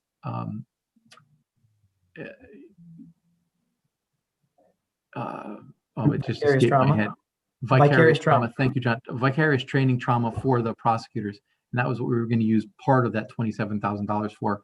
So it is always on the forefront of our mind. I mean, obviously we have the state EAP, but there is no particular dollars that dedicated to that. And, you know, if I was to have my, cup out, please give us more money, it would be in the training budget so that I could, make sure that we're covering that with our employees, sir. So it would go into the training budget? Is that where this money now is from? Yes, sir. It would be, those would be training dollars to bring the speakers into cover. There are nationwide speakers. I was able to get somebody to come out from the Marshal Service for the federal government, and they weren't going to charge us but for his travel. And that person's still on board. So, we're trying to do what we can on a shoestring budget for training, but that's where that particular type of classes would come from, sir. Okay, and it's like, we're trying to cover the officers and corrections. I think it's important that you let us know in which ways that we might be able to help you in that area, just so we understand, what's needed. Because sometimes when we oversee the people that we're supposed to be helping, we forget about ourselves. And I know we put a lot of demand on you guys and ladies. So I think that it's important to make sure we look at that also. So thank you, Madam Thank you so Chair. much for that. And I would extend it to honestly all of our staff, because even down to our clerical that are putting these files together, that have to look at the police reports, and to our investigators and inspectors that gather the information. I really appreciate that sentiment and look forward to working with you to be able to provide that training to everybody to make sure that we're okay. Thank you. Thanks. Thank you, sir. Representative Rosario. Thank you, Madam Chair. Good afternoon, Mr. Colangelo. Good to see you. Good afternoon, Representative Rosario. Good to see you too, sir. Good. Thank you. I had a quick question, just a clarification on the Office of the Inspector General. Would they be just solely focused on use of force incidents? Let's say there's an incident where a peace officer incited threat to, let's say, a judge, a legislator, a chief of police. Would that be something that would still be investigated through your normal process with the state's attorney in your regional areas, or would that be handled by the Office of the Inspector General? Thank you for the question, sir. You're right. The way the statute's written right now for the Inspector General, and I worked with the chairs of the Judiciary Committee on this, and they wanted to make sure that the focus was just on deadly use of force cases resulting in death or serious injury, and any in custody death that was not as a result of natural causes. That would be the focus of their investigations. And even last year, there was, some 24, 25 of those cases. So just with that, they'll be that busy. So the type of scenario that you brought up would be handled locally. If it's a situation that, for a legislature, and I know that there was some issues, I work with the Capitol Police. I made sure that I reached out so that we have our statewide prosecution unit that could focus on things. In my prior life as state's attorney, I created a computer forensic unit and digital analysis unit. So, I have that background, I have that unit there, and I made sure that, if we're analyzing any electronic evidence, that we have the, everyone the full force to come after that, to make sure that those threats are taken seriously. I know that people might claim that, it's a First Amendment right, but when we're talking about threats to judges, legislators, even, prosecutors, law enforcement, those are things that we have to take seriously in the system. As Judge Carroll talked about, it only takes one, and we've been really lucky, knock on wood, in Connecticut. We've had prosecutors threatened, and I know legislators have been also, but we've been able to make sure that everybody is kept safe, sir. Well, thank you for that. I look forward to working with you and your office, and if there's anything I can do to help bolster that, you can count on me to do so. Appreciate this, sir. Thank you so much. Thank you, sir. Before I go to Representative Johnson, I noticed that your request was for funding was almost about $500,000 more than what OPM granted. So it would be beneficial, because I was trying to identify where the things were to see. I think one was the new conviction integrity. I think that the position there. Then it was the staffing. Are the funds for the Office of Inspector General in the budget? They're again, working with OPM, and I can't thank them and the governor's office enough. They did provide funding in the governor's budget for 9 positions in the Inspector General's unit, which is tremendous. When I talked with the chairs over the summer, and I know I had conversation with Senator Austin on this, I believe that unit should be staffed for a total of 11 to be able to do everything we're going to want it to do. Mm-hmm. And again, that's why we have 5 positions, 3 if we keep the positions we have right now through this process in the governor's budget. 3 of those open 5 positions would go to the conviction integrity unit, and 2 of them would go to the Inspector General unit. I understand times are tough. I just want to make sure that, because these are such critical needs for the state to move the criminal justice system forward and to rebuild that public trust, that we make sure that they don't fail, to be honest with you. Oh, I'm just trying to figure out, I don't see them in your budget. Don't see, well, they're not, we didn't request those 2 additional positions in our budget. We just went with the 9 that the governor's office provided, and knowing that if to staff it that way, we would utilize existing positions. So we would take from another need, but we thought that this is a more critical need, if you will, and utilize those. That's why I said there's 5 open positions right now that we're not actively trying to fill. We put those aside just in case we were able to be lucky enough to get the governor's budget to go through, working with your committees. I guess okay. I guess because I'm looking for the million.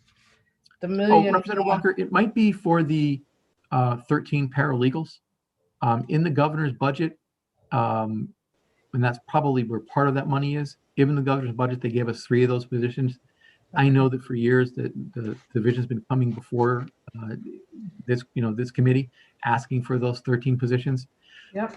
With the police accountability and the Prosecutor Transparency Act, and legislation, with us rolling out and knowing that that's critical to the state and rebuilding that public trust, we took 13 open positions, and we are actively trying to fill those right now. The ask is for those 13 positions. If we don't get them, we are again taking from 1 to fill these, but they are critical. Just like the training coordinator position that we came before you for years asking, it was a critical need. We utilize an open position. We're not asking for that one back, but it's a balancing act, and we're trying to, make sure that the offices in the field have the ability to do everything they need to do based on the workload, and that we administratively can run the division.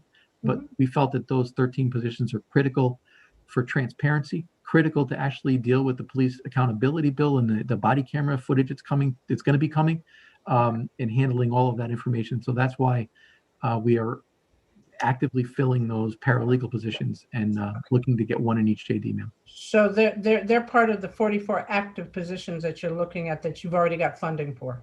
Absolutely, and the request is to see if we could get additional from you to be able to utilize the positions that we get from you to give those positions back to the field to fill those other needs. But understanding what the fiscal crisis we're in, if we don't get them, You know, it was a choice that we made as an agency because of the priorities that are placed on us by, well, I don't want to say priorities, listening to the community, listening to the legislature, and realizing, you know, that we need to be more transparent, realizing that we need to have the ability to make sure that we're capturing the data so that we can answer the questions that are asked of us and be able to understand what we're doing, where we're doing it.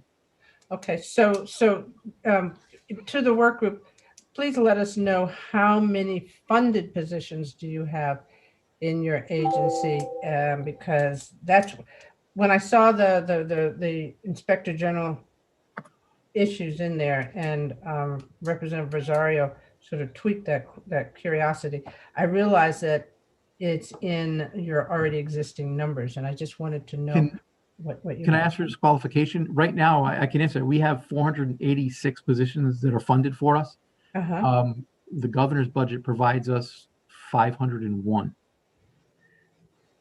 So my numbers that I gave you when we started, of those 486, we have 437 that are filled right now, and we're actively filling another 44. So that would be 481, and so that would leave us 5 vacancies. Obviously, the Inspector General positions are not part of that. Neither are the Conviction Integrity Unit or the 3 paralegal positions that are in the governor's budget now. But I will absolutely be. I'll bring that in, and I'll lay it out better because I know that I'm. We need it very, very, very basic. You have these many positions, these many that are funded, and where those go. So that goes to what I asked for in the beginning, which is I want to know who's on first and who's on second with you within the agency, and I'd like to know, you know, male, female, and racial breakdown. So. But that's important because it helps us, because we also, as Representative France pointed out, we also had added the 11 shooting task force and the 2 cold case. So that would be in your description, and that would be helpful for us. They're in then we can figure out where the training comes in and how we can do that. Okay. Absolutely. Those 11 are part of the 486. Yes. Yep. I absolutely. I get it. I'll make sure that we have it. Sorry. Okay, thank you. Senator Austin. Thank you very much, Madam Chair. Thank you for giving me a little break. I was able to go get a bowl of ice cream. Now I'm just raring to go. You got ice cream? I thought you were getting soup or something, you know? Oh, ice cream. Why start with, you got to start with dessert first. Yeah, okay. I have 2 questions. One on the Medicaid fraud unit. I noticed that that's one of your larger line items in the budget, relative. What is in the Medicaid fraud component? Are you looking at individuals, or are you looking at more providers of service that charge Medicaid? Where are your larger cases? The larger cases, Senator, are going to be with the providers that are, you know, fraud there, but we also do look at the individuals. But the majority are going to be the fraud on the providers. And most of that budget is refunded via through the federal government. Mr. Rosado hopefully can give you. Yeah, it's 75% is funded through the feds. The state's contribution is 25%. So this $1 million, Mr. Rosado, is the 25%, or is it 75% of the 1.2? So now that's a very interesting question, and I might need to defer to my director of finance, because I believe the way that this is run is that the state gets reimbursed the 75% of the 1.2. Yeah, I believe, and he'll correct me if I'm wrong on that. All right. Gonzalez, Finance Director, if I may add, Senator Austin, that's correct. That's 100% of what we get in the general fund.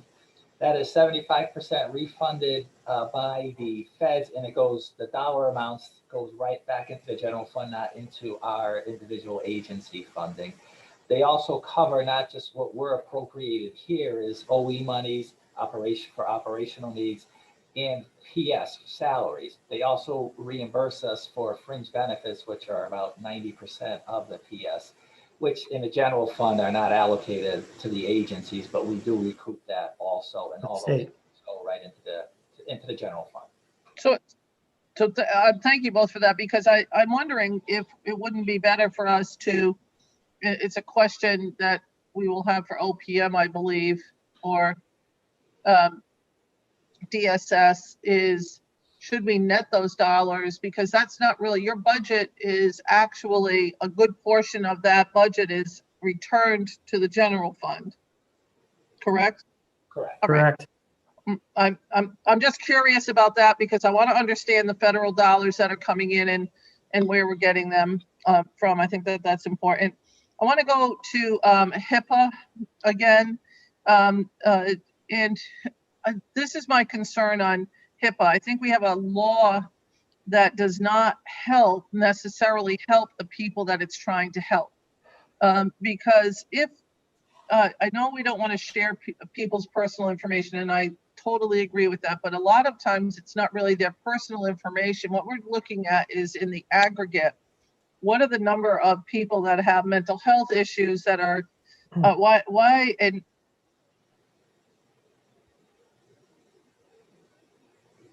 Senator, you froze. I'm sorry. Uh-oh, I think I lost her for a moment. correctional cases, the mental You froze, Senator Austin, you froze just as you started, you leaned your head back and it froze. So start over again. All right, can you hear me now? Yeah. Yes. All right. I was getting comfortable in my seat. So I do think that that there's a problem with HIPAA that is not protecting the people it's designed to protect. And that is my concern with HIPAA, whether it's corrections, judicial, public defenders. I understand we want to make sure that people are protected so that their personal information is not on the internet. But when it interferes with the capacity of someone to do the job, I think that that's a problem. So that's something that I really think that we have to look at, because the amount of mental health the amount of people that have mental health, chronic mental health issues that are being incarcerated is going to be a larger and larger percentage of those that are incarcerated. And I don't believe we've been paying attention to the numbers as they've risen over the years since we closed the state hospitals. Senator, that's a great point, and I agree with you. And I know I talked with Representative Walker on this a little bit, that, we don't have another option. And the last thing we want to do as prosecutors is put somebody incarcerate somebody that has a mental health issue. We do our best to get those services or provide them with those services. And there's a huge gap, as you know, in those services.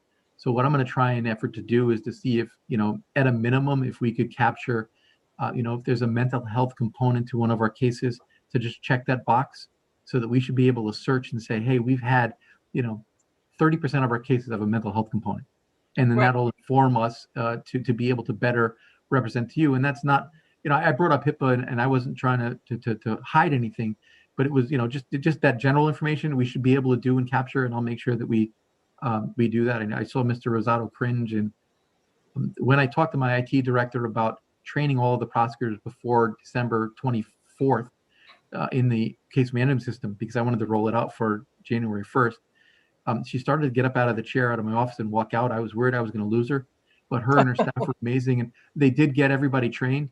And we were able to get some COVID dollars from from the second round of COVID money and we're going to be actively deploying tablets to every prosecutor with VPN, so they can get to their desktop, and connections to our network in each courthouse, so that we could enter data into the case management system real time while court's going on, to make the system more efficient.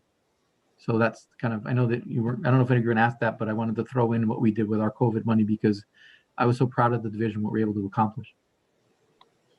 Thank you for that. And seeing as we're at the end, and I'm going to have Representative Walker close out this agency, I would like to also talk a little bit about what Representative Nolan brought up vis-a-vis trauma of staff. And I think that there was an old 1993 law that was turned over, and we no longer have mental coverage across the board, although it's starting to come back in job classifications. My concern is that we're not recognizing the true trauma that staff have that do some of the hardest jobs, whether it's a correctional officer, a prosecutor, public defender, a police officer, that we're not doing ourselves any justice by keeping well-trained people on the job. And I'm curious, right now, do you have the ability to provide the supports necessary for a worker who might need a little bit of what I would call, I guess the best thing to call it is what it is a little bit of therapy that would get them back on the path of continuing with their work? Is there something that's available right now? Absolutely. You know, through EAP, through our HR department and with our supervisors that are, you know, boots on the ground, we're able to do that. I mean, for years, I worked and you know, the child pornography cases, and you're right, you can't unsee some of those horrible things in those cases. And I was very conscious of, you know, the prosecutors that are dealing with those child abuse cases, you know, to touch base with them. And we're still doing that because we have a working group. So we have the ability to do that. We don't have the ability to train everybody on how to deal with that trauma, but if somebody is exhibiting an issue, shall we say, we do have the ability to deal with it, and we have utilizing EAP and other state resources. Thank you very much. Representative Walker, turn the floor back over to you. Thank you. Now you can go eat your lunch, huh? No, I'm not going to eat lunch until later on. Oh, okay. Thank you, sir, and thank you for your testimony. And I want to say that I think we should be able to get something together for training so that we have everybody getting the same information, so that we figure out how to best serve the people of Connecticut.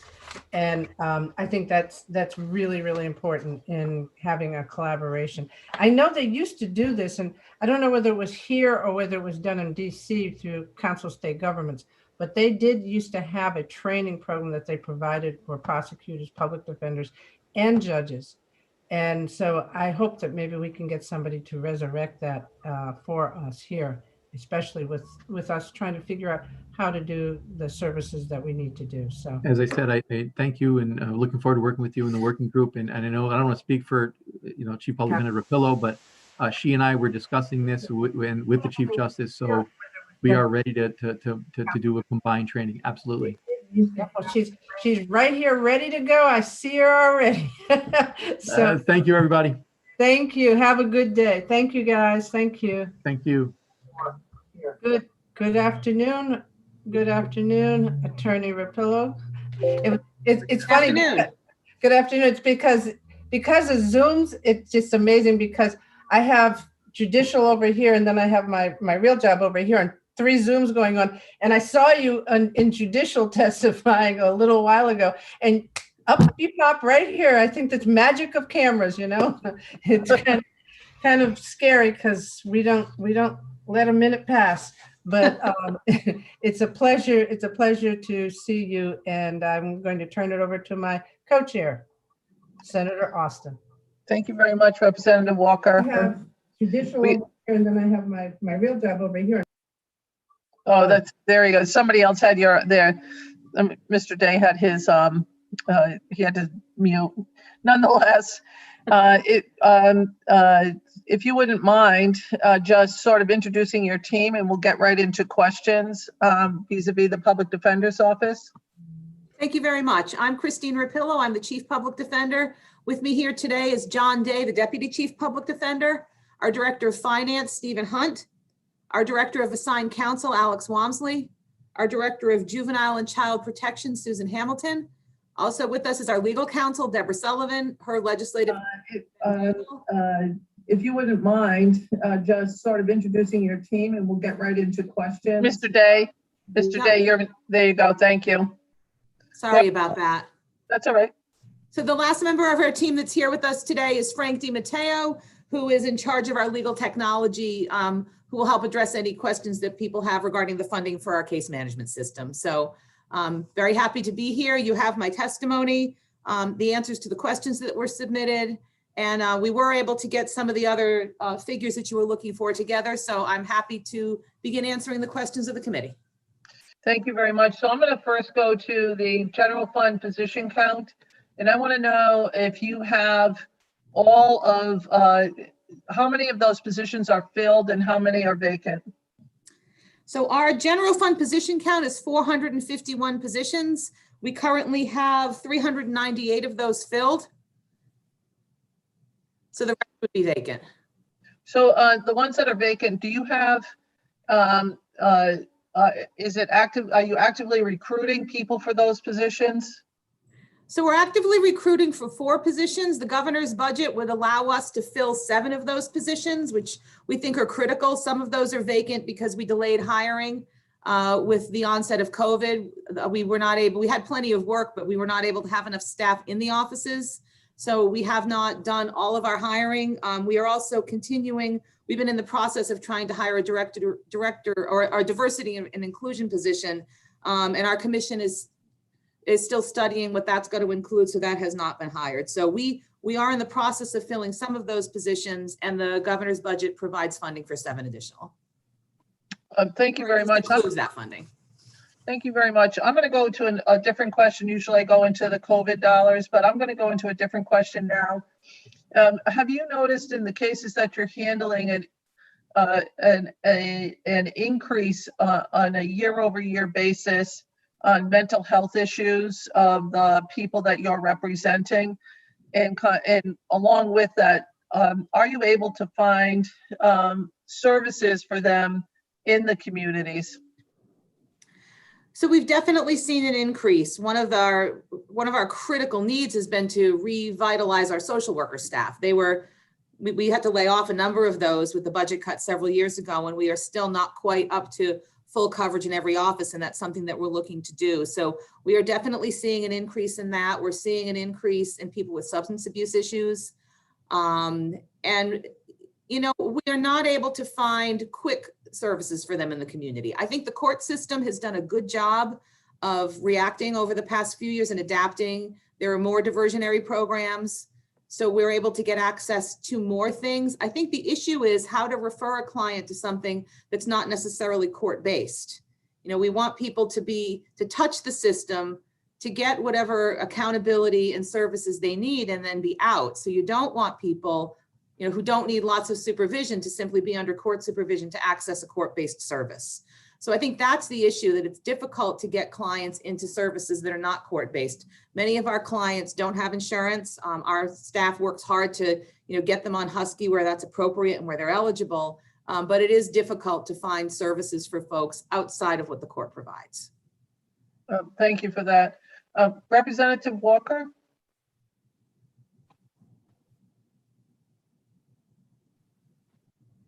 Sorry, I have three mics, and I wasn't sure which one turned on. This one's on. Thank you, and it's great to see all of you guys. Thank you for what you do in your service. One thing that I would like, and I don't know if you provided it, but we would like to know all of your positions and by category, and we'd like to also have that also broken down by race and gender, so that we could see the balance that you have in your team. So I did. No, I'm sorry. So I did provide, attached to the annual report, attached to the testimony, our annual report for 2020, which has our workforce analysis, which will give you, it doesn't give you exactly what you want, but it does start to give you a breakdown by gender and by race. And I can tell you, I can give you the position breakdown right now, and then I can also send it to the committee. So we have 40 social workers, 67 support staff, 54 investigators, 212 attorneys, and that includes Attorney Day and I, and 25 staff here at the main office for a total of 398. Okay, so if you would, and if you would send that to us plus the gender and the racial, that would be helpful. Okay.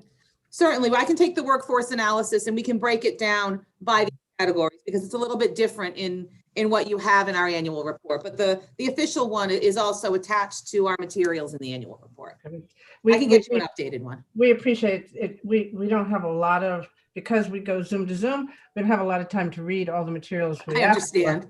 It's the weekend. We get weekends. Yay. Then the other question that I have is, what dollars did you get from the COVID federal dollars that we've been receiving in Connecticut since last March. Have you gotten any? And were you allocated some and then only given a portion? So some agencies did not receive all the money that was promised them or allocated to them. And we'd like to know that also, okay? So no, we were given coronavirus relief funding. We were given all the money that we asked for. We asked for funds to improve our technology. So we had money to provide cell phones first to all of our investigators. Then we provided them to each office because we were having significant issues with clients being able to get a hold of us. Mm-hmm. We then were also able to provide cell phones to the social workers. So really all of the points of contact in our office now have cell phone capabilities where clients can easily text, find another way to reach them. And that's been a great improvement. We purchased tablets for each office so that they would be able to have a way to safely engage with people who would come into the windows. Because as Judge Carroll indicated earlier, court never shut down. Our staff were in those courthouses every day during that pandemic. And while things have eased up a little bit, at the beginning, we were struggling to get enough PPE. We were eventually provided with PPE through DESPE and through Judicial, so we did not need to use our money in order to do that.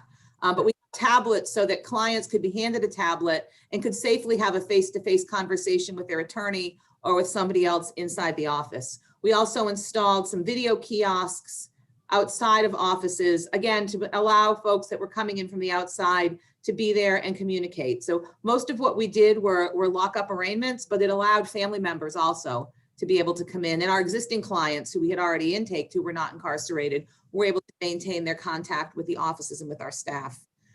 We also used the money to purchase web cameras, but the bulk of the money was used to hire temporary staff. We asked for money, we were expecting when we requested the money that we would be coming out of the pandemic sooner than we did, and that we would start dealing with an influx of cases.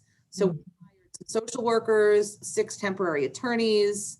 There's at least one part-time, there were 2 part-time investigators to be able to deal with that. So as it turned out, that was very useful because as people got sick, and if we had to close an office down, we had staff to be able to go in and fill in. And so these folks were around, they've been picking up cases. They have been the point of contact as cases have begun to refill on the court dockets. They're the first point of contact.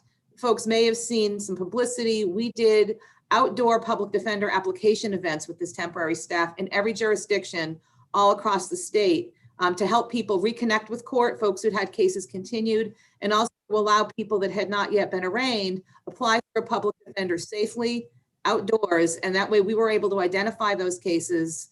They were assigned for the most part to these CARES Act lawyers that we've had on board. And although not all of them have been docketed, we've been able to work with folks. We're able to interface with the state's attorney's office. So a priority case was able to be heard. And it really provided a very useful way for us to engage with our communities. Those folks are still on staff.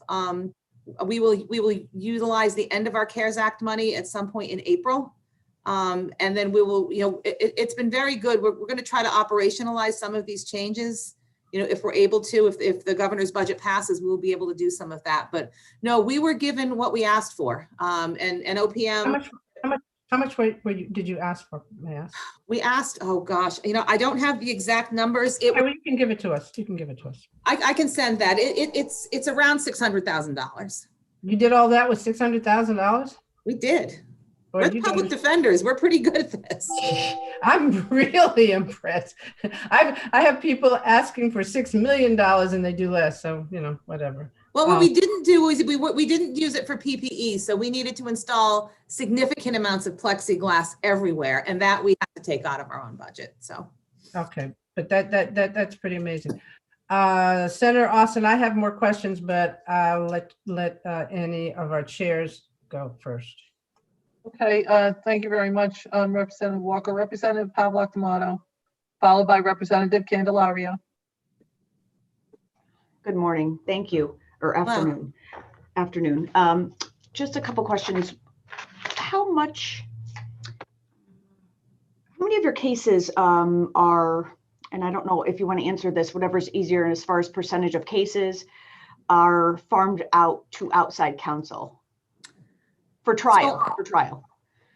For so I can get you a breakdown of how many are sent out for trial. I can tell you that we do send, I think, about a third, and Alex Walmsley is here, about a third of the cases get screened and sent out because there's a conflict of interest. So people who have, the victim has a prior representation with our office and multiple people get arrested together.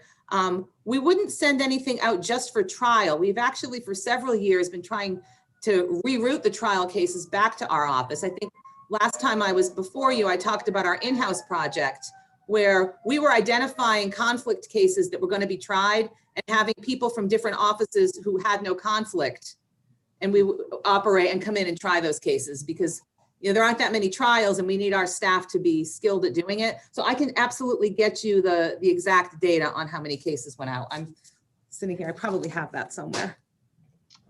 I can tell you the number of lawyers. I don't have the number of cases, and I will certainly provide that. Okay, thank you. And I'll take the number of lawyers also. You can just send that with it, or. Sure. And so what is the hourly rate for that outside counsel? So the hourly rate for the outside counsel for, actually, if you don't mind, so that you get the exact right, I'm going to ask Alex Walmsley to jump in and answer that for you. Hi, good afternoon. The hourly rate varies depending on the practice area, and we cover several practice areas. For the GA attorneys, the hourly rate is $50 an hour. For the JD attorneys at trial, it's $75 an hour. For our child protection attorneys, it's $50 an hour, but they have other billing options our criminal attorneys don't have. So habeas trials, it's $75 an hour. So hopefully that gives you a pretty good picture of the range that we have. And when was the last time there was a raise, or how long has that rate been in effect? My understanding is it's been a very long time, 13 years. Since 2007. Yes, and apparently then it was a very small raise. So that is a significant problem for us.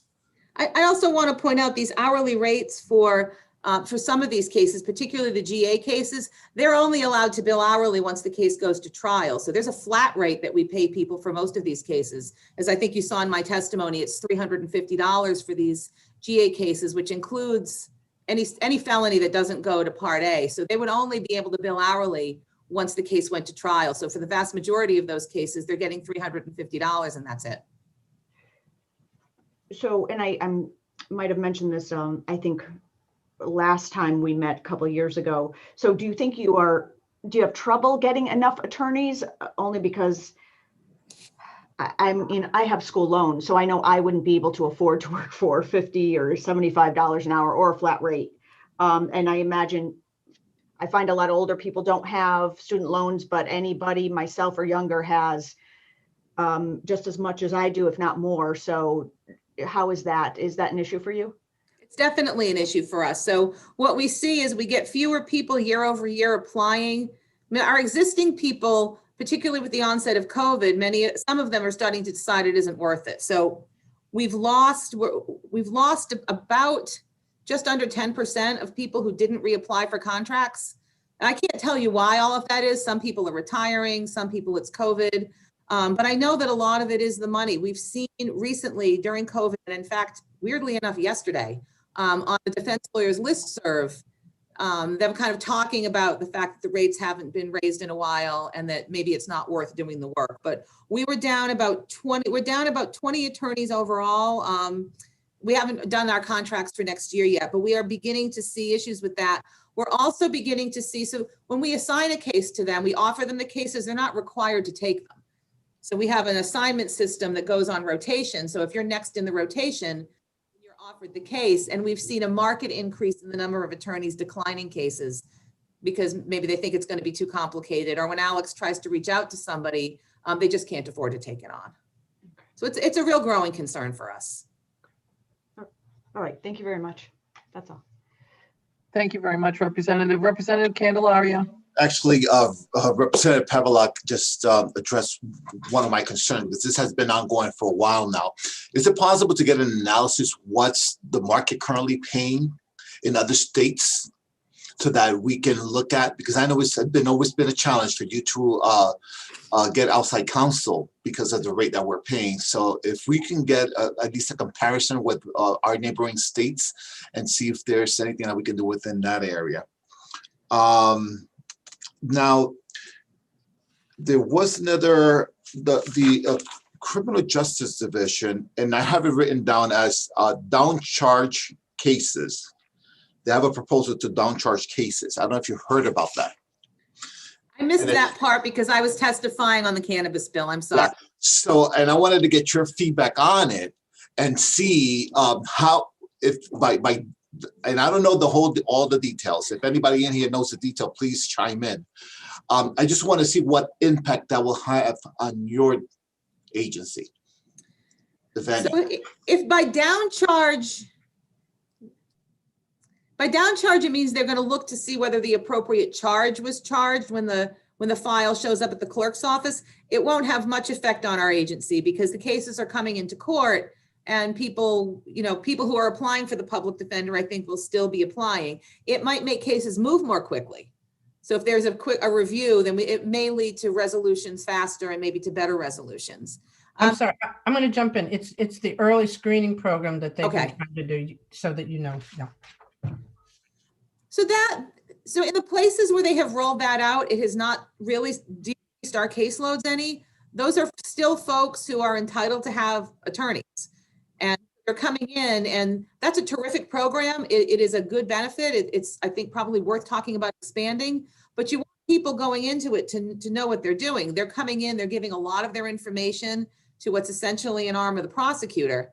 And so they need to have the ability to consult with the lawyer before they do that. That is happening. Where they've rolled these out, we've not had huge issues with people, having things information inappropriately taken from them. But we're wary of that. We want to make sure that folks who need public defenders are able to have them. So, I think most of the time you have folks who don't end up coming to talk to us who probably should have, because maybe something else could have happened. So we've not seen it have an impact on our caseload. Again, it has an impact on what the ultimate disposition in a case is, which generally ends up being more favorable for the individual who's coming to court.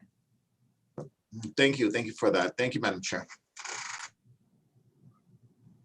Thank you very much, Representative. Are there any questions from colleagues? Now is your turn to raise your hand. I find that you often don't have as many questions as the prosecutors. But I'm looking at your expert witness line item, and that was something that we had talked about before one time when I was around your office back maybe a couple of years ago. I'm wondering, is that line item sufficient enough for you to hire expert witnesses in cases?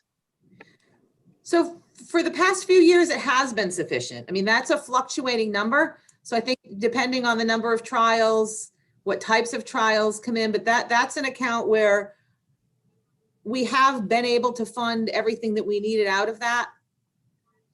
Obviously, you get one really complicated case, those numbers go up, but because it fluctuates year to year and these cases seem to take, you don't get all the bills for one complicated case in one fiscal year. We have been able to manage that. I mean, that's an account where not all of the funds have been expended this year due to the trials not happening. I do think that next year we're a little concerned that there's a huge surge of trials that are going to have to be done quickly. There's just no way around it. You have people with speedy trial rights who are waiting. We're a little concerned about that, but we just don't know whether we're going to have an issue or not. Thank you for that. Representative France. Thank you, Madam Chair, and thank you, Commissioner, for coming in. I want to clarify that I heard you correctly and answered one of the questions that at times that the public defenders are providing their clients either cell phones, tablets for communication. Did I hear that correctly? No, we provided them to the offices so that, because clients, what we use the tablets for is if the client shows up in the office. At the height of the pandemic, there was a lot of concern about people having face-to-face contact. So what we were able to do was hand them the tablet and they would be able to have a conversation with their attorney through the tablet. We then take the tablet back, sanitize it, and use it for the next client. And the cell phones were for our staff so that they would be more accessible. Some of our offices closed some of them remain closed, so it was difficult for the clients to reach people. So we posted the cell phone numbers on our website and at corrections. So no, we didn't provide any sort of technology to any of our clients directly. I appreciate that. I heard it said, I wanted to clarify that and understand. So, so it was basically used as a communication medium and in dealing with the maintaining their representation during COVID. It was essentially what that purpose was. That's correct, but on our part, not, it made it for them to get to us, but we didn't provide them with any devices. Perfect. Thank you very much. Thank you, Madam Chair. Thank you very much, Representative Walker. Thank you, Madam Chair. So in listening to your conversation, and we're going to look at this in our subcommittee, because how many lawyers you have and how many caseloads you have with your lawyers, I think is a real issue, because as I thought about it, having the availability for attorneys also sometimes, because people are still incarcerated until they get through their cases, it extends their time, pre-trial on the state and incarcerated. So it has expenses and consequences financially for us on other ends if you don't have enough lawyers to deal with the cases. So I think we need to talk about that in a real situation, so that because our job is to look at where are we expending dollars that are logical and not logical, and keeping somebody incarcerated because we don't provide you with enough lawyers, I think is an issue that we need to talk about. And we can talk about caseloads in the subcommittee later on. No, we would welcome that. I mean, we're concerned if everybody who can retire in 2022 leaves, we're going to lose 23% of our workforce. So not only is that a lot of people, it's our most experienced people. So those are the people that know how to do this and they know how to be efficient. And, we're going to be replacing them with folks who are going to need assistance. We're not going to have a lot of people who can try 6 cases in a row without missing a beat, because those folks are going to be retiring and we haven't trials in a year. So we are very concerned about that. I mean, it's become clear with the pandemic how very important being able to talk to our clients is, how to get access to our incarcerated clients and to be able to have quick conversation and efficient conversation with our clients who are out of custody. And if we don't have if people are in court all the time and can't go visit their clients, it goes right to what you said, Representative Walker. We can't be as efficient as we need to be in order to make the system more fair for everybody. Exactly. And I think Representative Candelaria and Representative Pavlik D'Amato pointed out how low we're paying you. It means that, again, it's not going to be somebody that necessarily can handle 6 to 10 cases at a caseload, which means that then we're denying people access to a fair and that assigned counsel crew is critical to our operations, and the low pay, we lose some of our best people. They're not able to take as many cases as we would like them to, and it absolutely impacts our ability to recruit a diverse workforce, particularly in the assigned counsel area, because it's just not paying enough for people to enter into it. It isn't that there are no attorneys of color practicing criminal law. There are. We're not attract them to come and do this work for us, even though it's very exciting work. We provide lots of training for them. We use some of our money to provide a little bit. We gave them each $100 to get PPE because they're coming and doing our cases. So we make it attractive, but if you can't pay them enough to make it worth their while to do it and to do it well, it makes it very difficult for us to get a workforce that reflects our client base. I get very angry because just like everybody else, they have to pay bills. Right. And not only your attorneys, but also your social workers. And so it's important that we maintain that workforce to help you and to help people in Connecticut get to our judicial process, which is something that I think is hard. But you touched on something that we had lengthy conversations with the prosecutors about, and that's training. And I remember, and I can't remember exactly, you had, and it may, because we've been together a long time, Chris, so I can't remember when it was. And I think Deb was part, but you were doing training with judges and prosecutors at one time where when new things came in, you guys talked about the process. I mean, and I think that was like 2007, 2006. I mean, do you guys still do that? So I think what you're talking about, and Deborah was involved, was when they went to the eyewitness identification training. Yes. So there was some, there hasn't been any for a while. You know, Attorney Colangelo came in as the new chief state's attorney and the pandemic hit very soon after that. Those are definitely conversations he and I have been having. The Chief Justice, you know, would like us to work together on kind of broad issues, things like mental health, diversity, things like the impact, you know, racial justice issues in the court. We all need to talk about those together. Trauma. When we would do subject matter training like this, we would generally open it up to the prosecutors. So we do something called a poverty simulation. And it's all evidence-based, and you have to be trained to do it, but it puts the individual participating in the training in the place of a poor person, and you kind of walk through scenarios where you have resources and you have to make the same choices that perhaps our clients or, you know, somebody coming into court would have to take.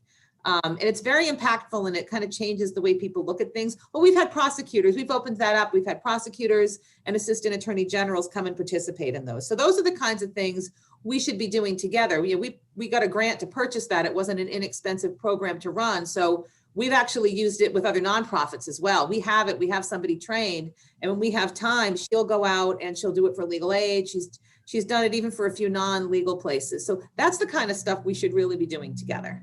We'd like to know about those types of trainings, because to me, it makes it much more efficient when the public defenders and the prosecutors and the judges understand the process and understand the impact, because it's not just about winning cases, it's about bringing justice to people in the state and in a variety of different ways. So I think it's important that type of training be encouraged, and that type of training also be reflective for everybody. And I like the idea of the poverty aspect, because I mean, you know, many people have the ability to hire their own private lawyers, but I would say a large percentage of the cases in courts that are reoccurring are not, or do not. And so that's part of the bulk of the expense that I think we have in our courts, is the people that don't understand what it is to represent themselves and things like that, little things like that, but other issues. So I think it would be beneficial for us to provide that collaboration between the three departments there, and we cover those costs, because it would benefit us in a great deal in moving cases, and also learning how to educate the public about what we're doing. So I'd like to know. Happy to bring a list to the work group of what we've done in the past. Yeah, that would be awesome. And there was one other thing, the training. I'm going back to the testimony of the prosecutors, because they were, I think that's it for now, because I think my brain's, I need ice cream. I told you it works. Yeah, I know. Senator Austin, thank you, ma'am. Thank you thank you. First of all, thank you guys for what you do. Thank you. I mean, I've worked with the majority of you, and hey, Steve, it's like, I feel like old home week in some regards of talking to you and things like that. And John with I mean, all of you, thank you very much for what you do. Thank you. Well, thank you. It's always very thoughtful questions from this committee about what we do, and we very much appreciate being able to talk to you about our work. We're so proud of our staff and of everything that they've done through this pandemic. I really I want to say that publicly every opportunity that I get. So thank you. So are there any questions from colleagues? I'm looking at the differences between the budgets, and I just basically, you handle the criminal side. If someone, as a public defender, if someone is charged civilly under, say, a Medicaid fraud unit in the prosecutor's ends of things, you do not, let me ask the question, do you represent that person in court if they're charged with Medicaid fraud, for example? If they were charged criminally with Medicaid fraud and they financially qualified, then yes, we would represent them. Okay. And in the shooting task force or the cold case unit, do you get involved in either one of those particular venues of the prosecutors? We're not involved with their unit, but when those cases when they decide to prosecute a cold case, those then become our cases. Some of those came up during the pandemic. Those tend to be the more complicated, costly cases. So if those people, again, were eligible and we were appointed by the court, we would be representing the accused in those cases.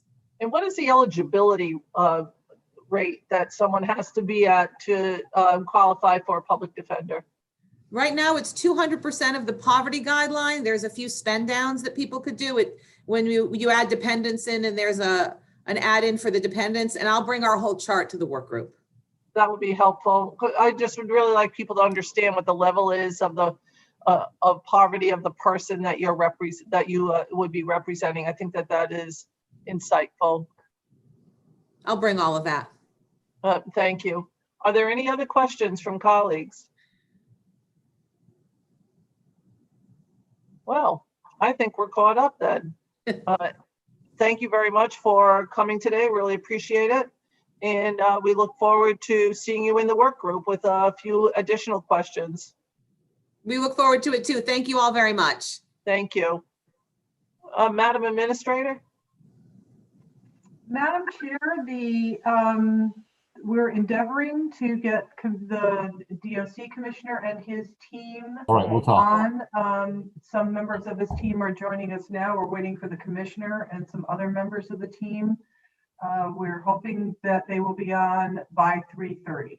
Okay, so we'll take a 7-minute break right now. Everybody just take 7 minutes. I strongly suggest you all have a bowl of ice cream.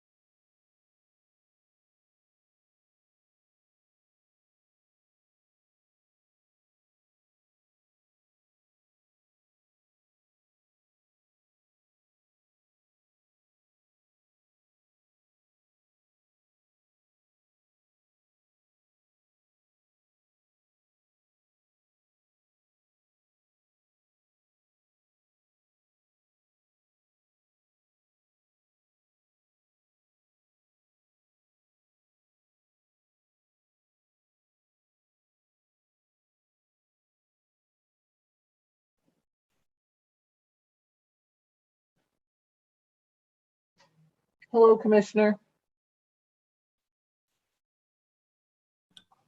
Good afternoon, Senator Austin. How you doing?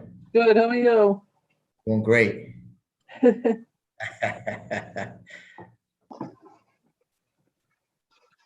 How are things going? Things are going great. Challenging, but every day is getting better. So we're seeing the light at the end of the tunnel. So heading in a good direction. I believe. Good. Good.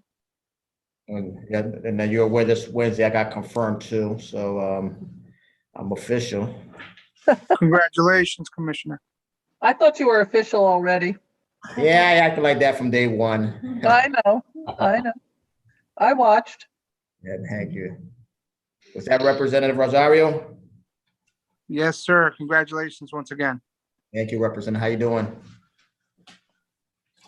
I've been in the virtual Zooms all day. I feel you. I think we're all going to need a break from screens and computers pretty soon. Yeah, I'm ready to get back to the in-person people contact. I think it's healthier. I do too. It's very hard right now. So do I. Yeah.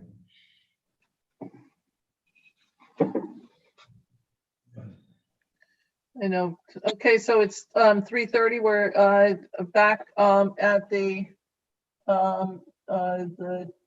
Department of Corrections now in front of us. So we're going to start off with talking with the commissioner. Commissioner, as you know, we're doing things a little bit different. We have your written statement and some documents that we asked for. If you wouldn't mind introducing your team, and we'll start right off with questions. Sure will. Well, good afternoon, Senator Alston, Representative Walker, Senator Winfield, Representative Candelera, and the members of the Appropriation Committee. Thank you. My name is Angel Quiroz, and I am the Commissioner of the Department of Correction. With me today, I have a tremendous amount of team, but not everybody will be speaking. Some of them will be here just for the succession planning and learning purpose as retirement starts to come in. So I have Deputy Commissioner Sharonda Carlos, who's the Administrative Deputy Commissioner, Deputy Commissioner William Mulligan, who's the Operation, Director of Fiscal Service, Mickey Regan, Director of Legal Affairs, Nicole Anker, Director of External Affairs, Cam Martucci, District Administrator Nick Rodriguez, District Administrator Lali Garcia, Warden Derek Molden from MYI, Warden Trina Sexton from York. And on our medical side, I had the Chief Operating Officer, Dr. Bob Richardson, Chief Medical Officer, Dr. Byron Kennedy, and Chief Mental Health Officer, Dr. Craig Burns. And with that, I'm ready for the questions. So thank you, Commissioner. So I'm going to ask a specific question first about positions. And I noticed that you go down to some 50 positions in the general fund position count. One, of those positions that you have, are all of them filled? Can you repeat that again, Senator Austin, please? I'm sorry. Are the positions that you have, the 5,962, are they all filled positions? Yes, they are. So you have people in all of them, is what I mean by that? Do you have a hiring shortage of people? No, our count now is that 5,900 staff members that we have on hand. Okay. I know that you closed Northern down. Is Northern completely closed down now? No, so the announcement for Northern happened, I believe it was early on Monday, the first week of February. I want to say February 8th. That announcement went on. We started the process. That facility will not be closed to July 1st, 2021. In the meantime, we're preparing all the transfer list by seniority and trying to find landing positions for the staff members that are going to be displaced. And in early March, my Deputy Commissioner of Operation will submit to me an operational plan on where the population from Northern will be managed. But by July 1st, 2021, we should be out of there, both offenders and the staff. So I'm going to stick to the two-person questions, but if you could bring to the working group the number of facilities that are closed, like JB Gates, what Northern will be, the old Virgin Correctional Institution, any of those facilities. I think Webster is closed, whatever they happen to be. Can you let me know what's going on with those particular, I'm not sure what that is. Those particular sites are doing, are we leaving them just in case we need them? What are we doing with the physical structures? You can bring that to the work group. That would be great. Will do. Representative Walker. Thank you, Madam Chair. Good afternoon, Commissioner. Good to see you. Nice to see you, Representative Walker. Thank you. First of all, how much money have you received for COVID in this past year? Okay. So I will give me a minute. I got that right here. Okay. Part of my notes. I just need to find it.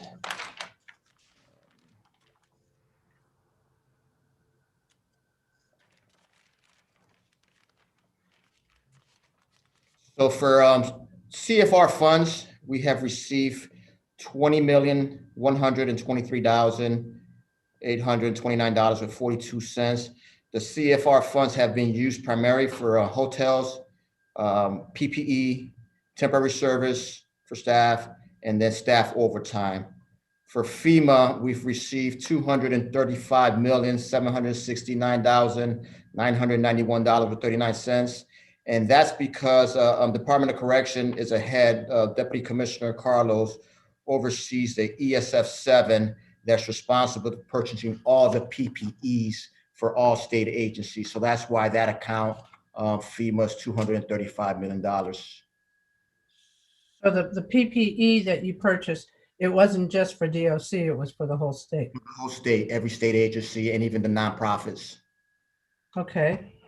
Okay. Good to know. Now you stated that you have 5,962 people. How long does it take for you to process somebody when you are hiring them in the system? Because I see that you sent 55 staff workers to DAS for the human relations, for the HR department. So I was wondering, since that happened, has that caused an increase or a reduction in the amount of time that it takes to hire somebody, or has it increased the number? As we are aware, Representative Walker, the HR centralization happened in August of 2020, and there's been constant communication with DAS, the business partners, the labor piece, the hiring piece. The only area we haven't hired correctional officers at this point, so that hasn't been a delay in that area. Our struggles will be in the hiring of our medical staff. And for example, I'm monitoring that we have 49 nurses positions. It's somewhere in the mix. 2 are pending approval, 4 are pending justification, 1 is pending transfer with the 1199 transfer list. 21 have been posted. 1 is approved applications with the hiring team. 2 are in the interviewing process. 5 are with the AA approval pending process. 4 of them are with the background check.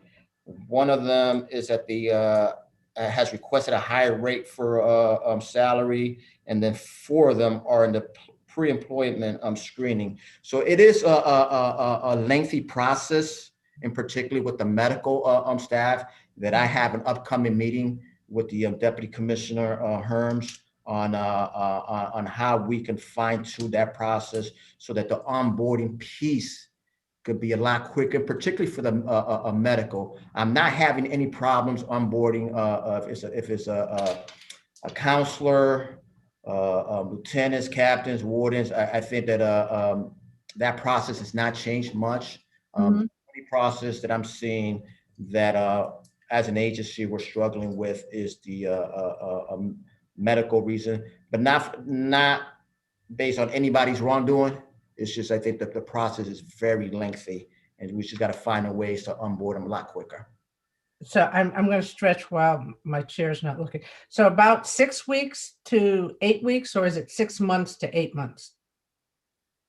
I'm going to say that for a nurse position, 6 to 10 weeks. 6 to 10 weeks. Okay. All right. Thank you. Thank you, sir. I will ask more, but I stick to my 2 questions and I'll come back around. Thank you. And Madam Chair, I'm eating my ice cream. Thank you. Very good. I told you, it's what has to happen in these days. It's not Madam good Chair? for us, but it is good. Madam Chair? Yes. We have been joined by the Chair of the Board of Pardons and Paroles, Chairman Giles and his team. So they are here to discuss the Board of Pardon and Paroles as well. Thank you very much, Madam Administrator. So up next would be Representative Candelaria, followed by Representative Pavlak D'Amato. Thank you, Madam Chair. Just a quick question. Now that we've closed Northern and we've had a large increase of inmates being released, what are the wraparound services that are being provided to these individuals when they are released? What do we have out there for them? So right now I have a total of 28 programs out in the community that will provide services for the halfway house placement. The other individuals that went out, I think it was another, since March, probably another 1,700 to 1,900 are on transitional supervision. Those individuals have a sponsor and a place and a home to go to. Depending on the medical scores and the medical needs during the discharge planning, we will make appointments for individuals out in the community and make that connection for them before they leave. We will work with the Department of Social Service to make sure that we activate any insurances for coverage while they're out.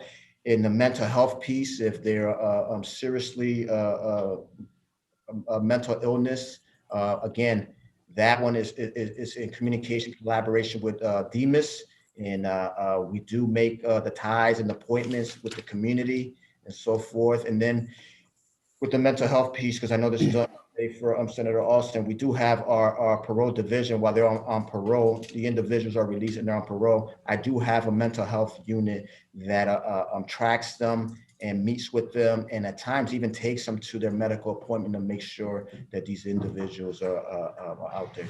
So I'm comfortable with the wraparound.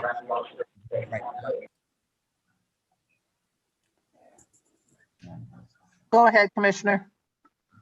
Yeah, I'm comfortable with the wraparound services we have right now, and we're in the process with the RFPs on with the community beds out there. So that may be changing in the future. Okay. And in regards to those employees that are ready for retirement, I'm hearing a number of 200. I don't know if that's accurate or not, that are eligible. If that's the case, I would like to know what will be the plan to rehire. Right now, the numbers that I'm looking at right now that are eligible to retire from 2021 to 2022 is 821. If you add on individuals, that can take an early retirement or meet the time of service with the age, that number is close to 960. For correctional officers, which is the biggest bucket, we're looking in 2 years, 367. So in 2021, there's 273 that are eligible this year to retire. And in 2022, there's 94. So with the 3 facility closures that are happening, we should still be at probably about an 82% staffing level with the correctional officers. The other big bucket I'm looking at is the medical. Medical has a total of 74 in the next 2 years. In 2021, there's 58 of them eligible to retire. And in 2022, there's 16 that are eligible to retire for a total of 74. So right now, the way that the OPM was approving our correctional officers academy classes with 3 a year, right now with the facility closures, I don't see an academy class coming in probably in late fall of 2021, and that's going to be dependent. It's going to be dependent on the number of staff members that submit for the application. I do monitor that monthly and know exactly how many of our staff are retiring and in what classification, so that nothing will catch us off guard. So I'm going to stick to my 2 questions. I have other questions, but I'll come back later on. Thank you, Madam Chair. Thank you very much, Representative. Representative Pavlock D'Amato, do you have any questions? No, Madam Chair, I do not have any questions. Thank you. Thank you very much. Representative Nolan, followed by Representative Datham. Good afternoon, everyone. Commissioner, I was just wondering in regards to the list of facilities that you have that are helping people upon release. Could you send us that list so that we can see what these facilities are that are assisting? Absolutely, Representative Nolan. And also in regards to hiring and that astronomical list of people that can retire.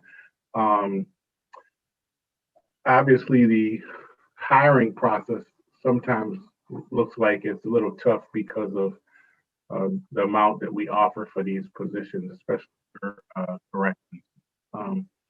Is there discussion in regards to elevating those salaries and some other ways that you're using to recruit people to fill those positions? Because it just seems like that's been a very long and ongoing struggle with corrections, and it doesn't seem to be getting nipped in the bud. Yeah, so let me be clear. The only positions backfilling that we're struggling with is medical, and I'll get to that. But I have the Department of Correction has great communications with OPM and approving the classes for the other classification when it comes to correctional officer, when it comes to maintenance, when it comes to food service, counselors, addiction service. Those salaries right there, there's enough candidates on our waiting list that does not become a challenge. I have been in communications, and the previous commissioner has been in communications with DAS and OPM on trying to see what we can do when it comes to the medical service, and particularly with the nurses. If you take a nurse that's been out in the private sector in a hospital working for 10 to 15 years, and he or she makes a decision to come to the Department of Corrections, that salary is not going to be attractive. That starting salary is not going to be attractive. We've been in conversation with them and dialogue with them if there's a signing bonus or retention bonus. So we're exploring those avenues, and sometimes an individual that's been, in particular, a nurse that's been out in the field for 10 to 15 years, and it comes to us at the age of 45, that pension may not be that attractive to them. So it's more of that starting salary at that point that we're working with, and then there's others. Not everybody wants to come and work in the Department of Correction inside of a correctional facility. That's for many individuals, they shy away from that. But I just want to be clear that we're not struggling in the other classification. The only classification we're struggling with is the nurses, and DAS and OPM has been at the table with us. We've even reached out to DMIS and been in a meeting with DMIS, and been in meeting with DCF on how to attract nurses and what we can do. Okay, thank you. Do you know, is there a time period in which those salaries might change for the nurses, and or some other plan is in place to?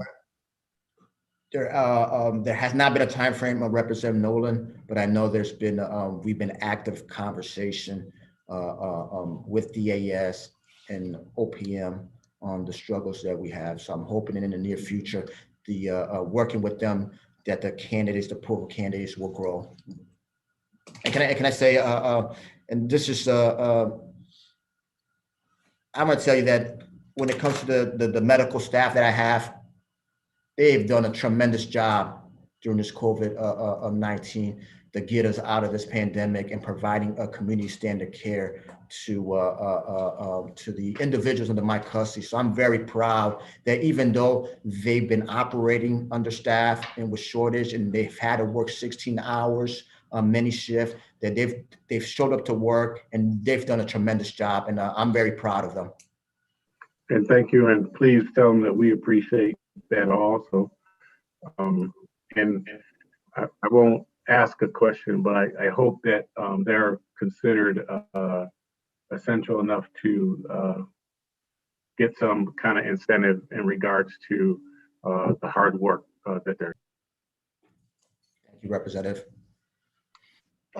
Thank you, Representative Nolan. Representative Datham, followed by Representative Johnson. Thank you very much, Madam Chair. And thank you, Commissioner, for your coming before the committee and your presentation today. I'm wondering if you could get a, just to kind of follow on Rep. Nolan and Rep. Walker's questions regarding the employees, just so that I'm really clear, could we get an employee census by functionality? And whether each category has, I'm a little bit confused on the numbers at each category of potential eligible for retirement, plus also vacancies in that committee or in each of those categories, and also get an understanding by category where the overtime is, because I know the agency does have an issue with overtime, and want to see, if there's what sort of correlations we can draw between the two, and you can bring that to the work group. And then the second thing is wanted to really understand with the move in the human resource function to DAS, how that has affected your ability to hire with all these vacancies that you have. And I understand what you were just saying about, salary is an issue and also training. But really would love to figure out if, putting your human resources function in DAS has been an impediment or been good for your organization. And that's going to be all from my questions. Thank you so much, and you have a good weekend. Thank you, Madam Chair. Thank you, Representative. So we will get you the list, the classification.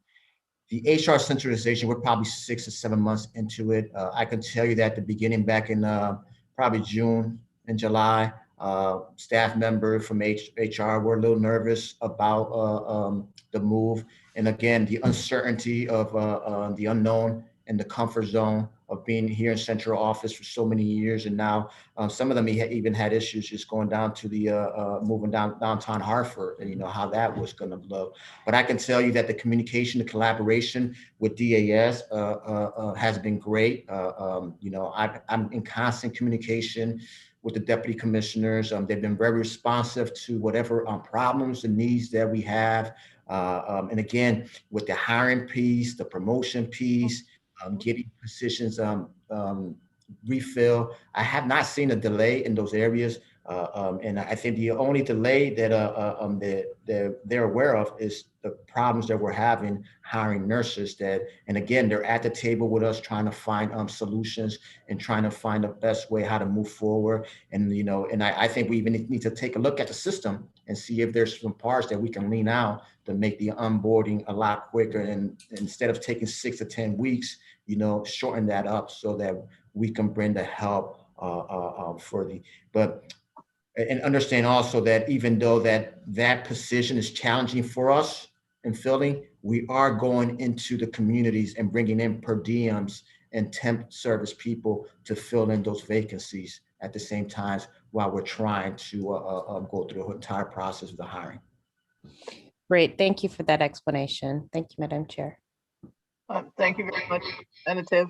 Commissioner, I'm going to give you a break from talking for 1 minute and to ask a question for Mr. Giles. And I don't know if I said your name correctly. On the Board of Pardon and Paroles, I have a question. If someone has a conviction of and has been out of has served their time and requests a pardon, and they've been out of incarceration for 25 years with no other involvement, what would be a reason for denying that particular person from a pardon?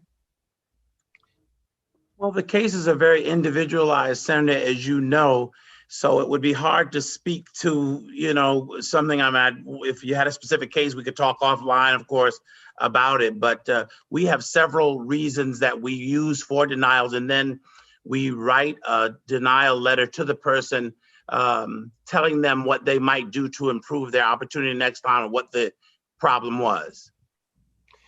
So I would love to talk to you offline.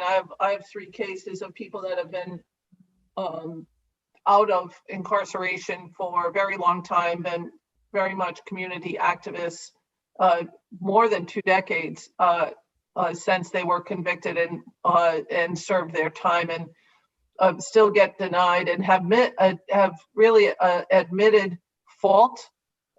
So I'm just curious why that would be, because if someone has done the right things, sometimes that pardon is something they get as a result of having done the right thing. And would there be a case where someone would never get a pardon just because their case was so egregious? Is that something that, would you ever send a letter to someone saying, this is not going to happen ever for you? No, because every person is allowed to reapply in 1 year if they're denied. But as you know, Senator, there are many factors, including that we have victim input, and also state's attorneys get to weigh in as well. And while those are not binding on the decision-making panel, they are one of many factors that are considered in the decision-making process.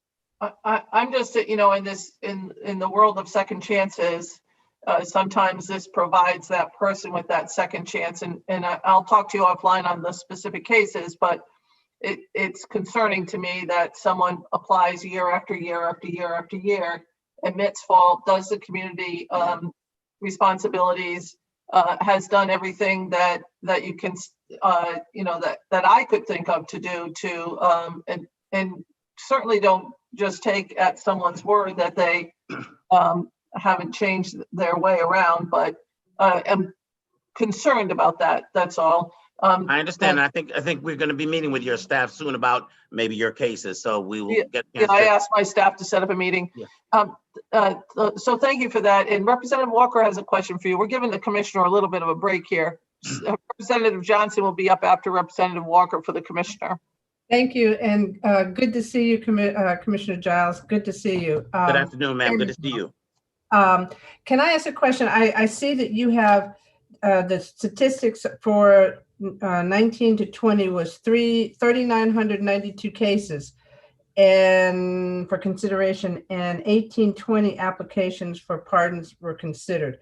How many of those were completed during that time? Yeah, I don't know that I have that number right offhand, but many of those numbers, Representative Walker, are on our website, but I could dig into any specifics that you may have. But my colleague, who is a numbers guy, is on the line, and he actually may be able to answer that question. Mr. Sbrocco? Yeah, good afternoon, Representative Walker. I believe about of the 1,800, we had about half of those that actually went through. And the reason why a lot of applications don't get through is that they're not incomplete. They're incomplete. We do have a brand new automated system online now, which helps us with applications. And we have officers who are available to respond to applicants to help them through different parts of the application as well. That was going to be my next question. I'm glad we have something online, but sometimes being online the translation doesn't work as well. Yeah. So I know at one point we did have people that went into the community to do training for how to process. First question: how many pages is in a pardon packet? How many pages? Mr. How long? Bracco? Well, the standard application used to be about 11 pages total, and that was with supplementals. It's an online application right now, so it's a series of screens. So it can be extended as you start filling information on each one of those screens. Okay, all right. So it's only an online application now. Correct. We only accept online applications now. Okay, and you do have people that work with people to, even if it's online or on paper, they're working with people in the communities around the state to provide them with support to handle and where they can get those documentations that they need. Is that correct? Yeah. We do, Representative Walker, and in fact, prior to the pandemic, we went out as a team to many activities, some by your colleagues in the legislature. They'd have a community night and we'd go and explain, some clergy and other community groups. We'd go and do it with a team. I've been to many myself. Okay, and you have a staff of, I saw 78 full and part-time people in your staffing? I believe that's correct, yes. And they're all those positions are filled? Rich, what is the current staffing level that we have going now? Sure, 69 of those positions are filled currently. Okay. And of those 69 positions, 4 of those are vacant board member positions. Vacant. How many members are on your board? We have a total of 15 appointed members of the board, both full-time and part-time. Okay. And I promise this will be my last one. The number of cases that you did and the number of that you considered, is that an average? Is that common? Is that a common average for a year, or is that high, or is it low? Rich? Sorry, I don't know if the chair wanted to respond to that. We've seen the number vary over the years. Obviously, when there was a lot of interest early on in some of the changes of the legislation and pardons, we had a huge increase in numbers in applicants. We've seen that number steady. It actually declined a little last year. I think that's in our digest report. I can get that specific number. So the percentage went down a little, but it varies. We believe that with the new online system that we would see an increase or surge in applications for this next fiscal year. Could you do like a 4-year projection where the number of applications you took in and how many were granted over the last 4 years, so we could see what the basic average? You guys have been around for 4 years or 5 years? A few years. 5 years would be good. Quite a few. Yeah. Yeah, we could do 5 years. And yet, and to answer your previous question, we did see actually a 3% decrease in applications from last year to this year.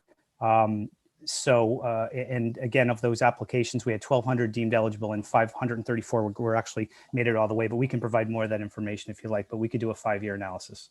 Thank you. It's good to see you. And I know my colleague's going to have you guys introduce you, the rest of your team. Thank you. Thanks, Representative Walker. Thank you, Commissioner Giles. And now we're going to go to Representative Johnson, and I don't know which one of you she has questions for. I think it might be the Commissioner of the Department of Corrections. Go ahead, Representative. Thank you, Madam Chair. If I may, I'd like to ask questions from both groups, if I could. Thank you so much. So I might as well stay with Chairman Giles and ask the question with regard to the Board of Pardons.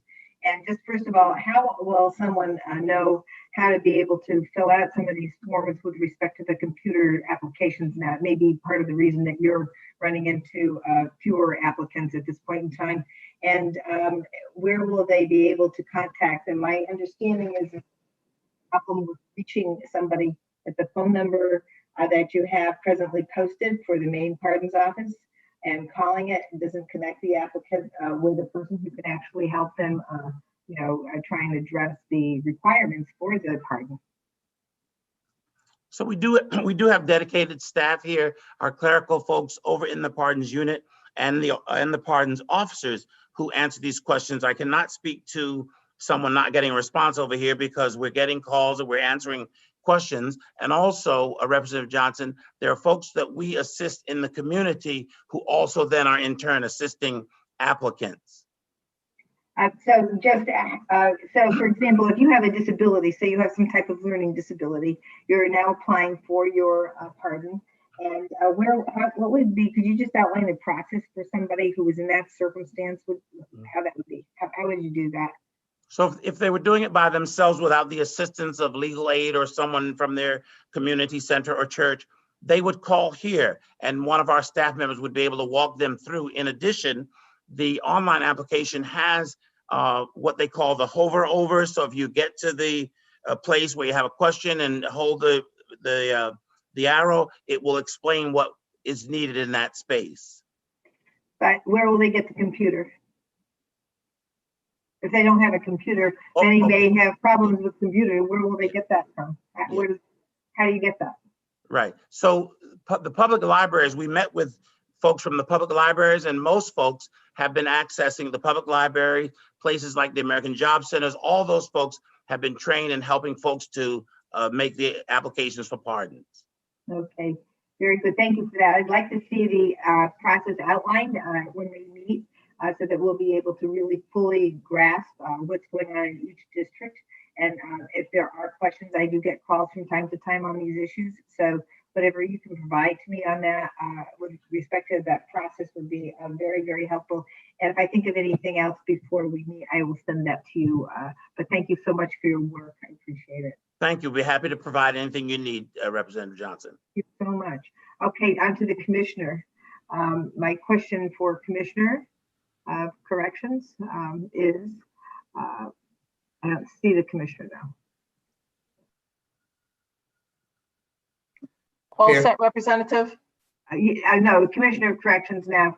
I just want to ask the question with respect that we've heard over and over again, that the discharge from prison, people who get out with good time are put in halfway houses. People who don't get out on good time but serve the entire sentence are actually discharged onto the street. I wonder if we have changed that. What kind of situations do we have now for people to actually be housed once they're discharged? Do they have identification?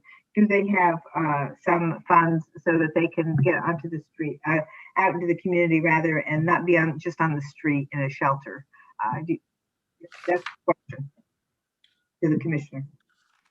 Yes, Representative Johnson. So when COVID hit back in April of 2020, that was a huge part for us with the individual, and particularly the individuals that were homeless. In the month of March and April, we dealt with 60 individuals that were homeless, and working with the Coalition of End Homelessness with the director. We're working on first shift, second shift. We were driving individuals that were end of sentence that had nowhere to go, driving them into shelters, and then the shelters, the capacity went to 50%. So then we started driving them to hotels. On the way to the hotel, we would stop at CVS and pick up their medication, making sure they had their medication and drop them off in the hotel. We're probably averaging now probably under 20 individuals per month that are homelessness, and we're working again with the discharge planning. Sometimes 120 to 160 days away to make that connection, and then again to make the connection with Department of Social Services so that the insurance is up and running. Whatever appointments we need to make for them out in the community is there. The best supervision for EOS is those individuals that go to a halfway house and go to transitional supervision, because they're under our supervision, and we can tie them up with our services out in the community. An individual that is straight up EOS, and it may be, there's many factors why they're EOS. Those are more difficult because we kind of lose track with them.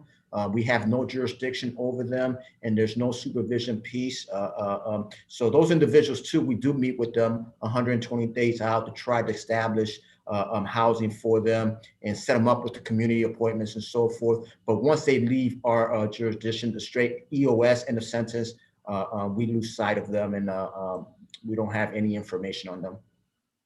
Yeah, just to follow up quickly, do you have any do they have the identification when they leave the prison now? Because they weren't getting any identification, so they couldn't make their applications to DSS, for example. They couldn't apply for a job even without identification. So are they getting identification now? So identification is huge. Understand that even if I give you a paper check with your money, you cannot go to a bank and cash that check without an identification. So we're trying very hard to make sure that every individuals are discharging with identification. We're even tracking in some of the facilities the number of individuals that have identification. There's a line item budget in our budget FY20 that was specifically for identification. And COVID did slow some down with the Department of Motor Vehicle, and particularly in the first wave in March 2020, when everything was closed and we didn't didn't really understand the COVID. But now we're back in communication with the Department of Motor Vehicle to bring the monthly shop inside the Walker in Suffield and continue with the identification. We also have been continuing with the birth certificates, non-driver's license identification. So that is still ongoing. Do 100% people leave with identification? No, but I think we're hitting probably high 60, low 70% of the people. So it's been great improvement, but there's still a lot room for improvement when it comes to identifications. Could you kindly give that to us when we meet in the work group? And I appreciate your work and thank you so much for all you're doing. Thank you, Madam Chair. Thank you, Representative Johnson.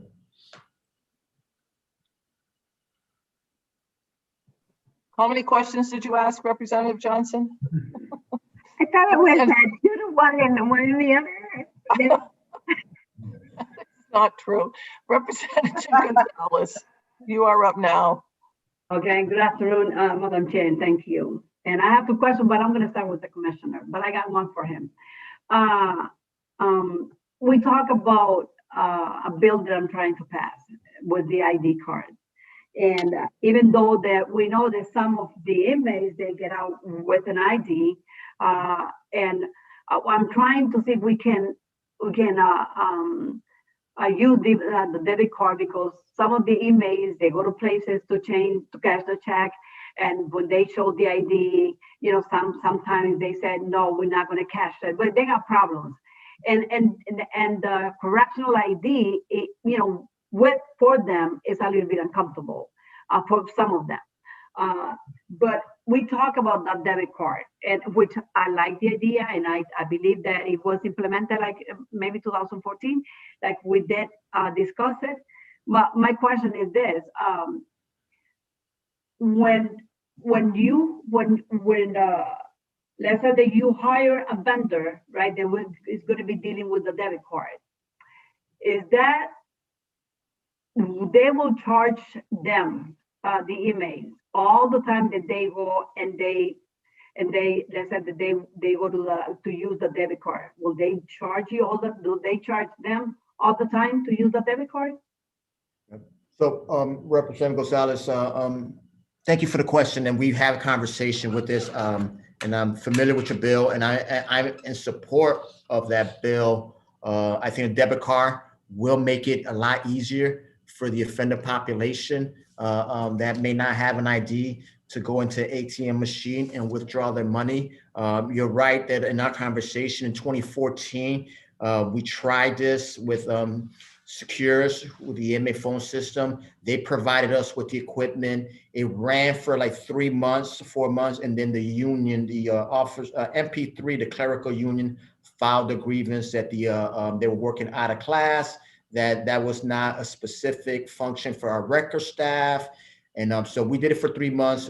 We fought the grievance and we lost the grievance. So we had a withdraw from that in 2014.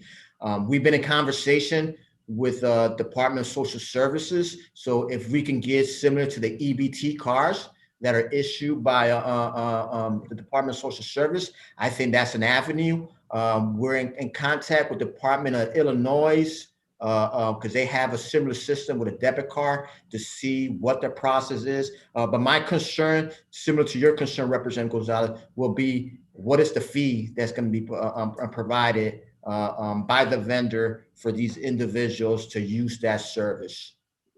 Is that something that's an issue that you can discuss with the vendors? That I'll have to wait for that bill to pass, and then we'll have to go out there with some RFPs and see what vendor will be interested to do business with us, and then understand that RFP process. And as the Commission Department of Correction, that is a function of DAS. DAS will handle that contract, those contract negotiations for us. But as the commissioner, I will voice that I will want those fees to be the smallest as possible. Okay, well, thank you. I'm very interested maybe later on to have another conversation with you on that. Now, I was going to ask a question to Commissioner Giles, but I'm going to ask you a question. Let's say that we have an inmate that is applying for compassion release. And well, the family and the person, they really believe that she or he qualified for that. When the papers go to the Board of Pardons, do you guys meet with the inmate? Because some of the inmates are saying, well, the doctors are saying one thing when in reality it's not true. The staff is saying one thing when in reality it's not true. So do you guys interview the inmate to be sure that whatever the doctors and the staff are saying that is true? Because some of these inmates are complaining. They're saying that they're having problems based on the information that your staff is providing. And so I could talk on my on the portion of Department of Corrections, and then maybe Chairperson Giles could or Rich Baraka could speak on what happens when it gets to the BOPP. But I'm relying heavily on my medical staff, the Chief Medical Office here, Central Office, to go into the EHR and review all the documents that they have as far as the elements, the illness that these individuals have, to see if it meets the criteria, to see if it's a service that we're able to provide in the Department of Correction and with the outside resources, with the specialty clinics and so forth.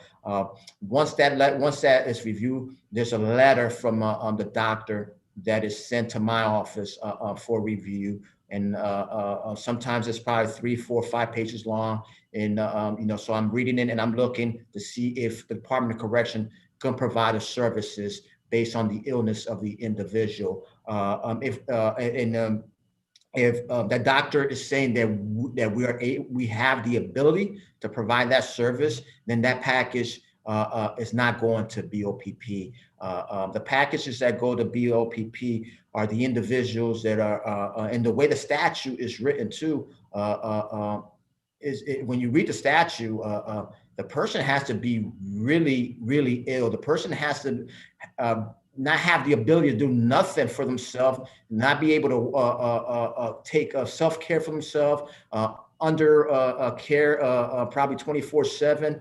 Those are the packages that we're sending over to BOPP for their review. And then as a commissioner, I have the ability to send those individuals to 60 West. I know there's a young lady at York right now that I won't say her name, but I'm working with 60 West to get her to 60 West because she fits the criteria for those care. But it is case by case. I'm looking at, as the Commission Department of Correction, from my medical staff, are they able to provide the medical service for those illness on the individuals? So in a way, it's like we have to maybe amend the state statute. That's one. Yeah, but my question still, is not a way that you guys can meet with the inmate, because it's like, yes, you're saying that you're going by the information that you receive by your doctors, but my point is that do the inmates have the right at least to discuss that? Because if they deny And that's that they don't, the doctors are not, saying what is, 100% right or whatever. Do you think that the inmates can have that right to meet with your lawyers or maybe with you and find their side of their story? So I don't have a problem, and I think the wardens at the facility do sit down with the individuals under my custody and explain the process to them. And at times, some of the doctors have sat down with the individuals and then the bottom line is, as a commissioner, it's public safety. If I'm gonna put my name on that document, I gotta make sure that that individual is not gonna be go back into society and victimize anybody else. I have to take consideration of the victim impacts of statement. And then at the end, I gotta have 100% confidence, which I do with the doctors, because these are the individuals that are gonna be sitting with me in court when I'm getting sued on something that went wrong on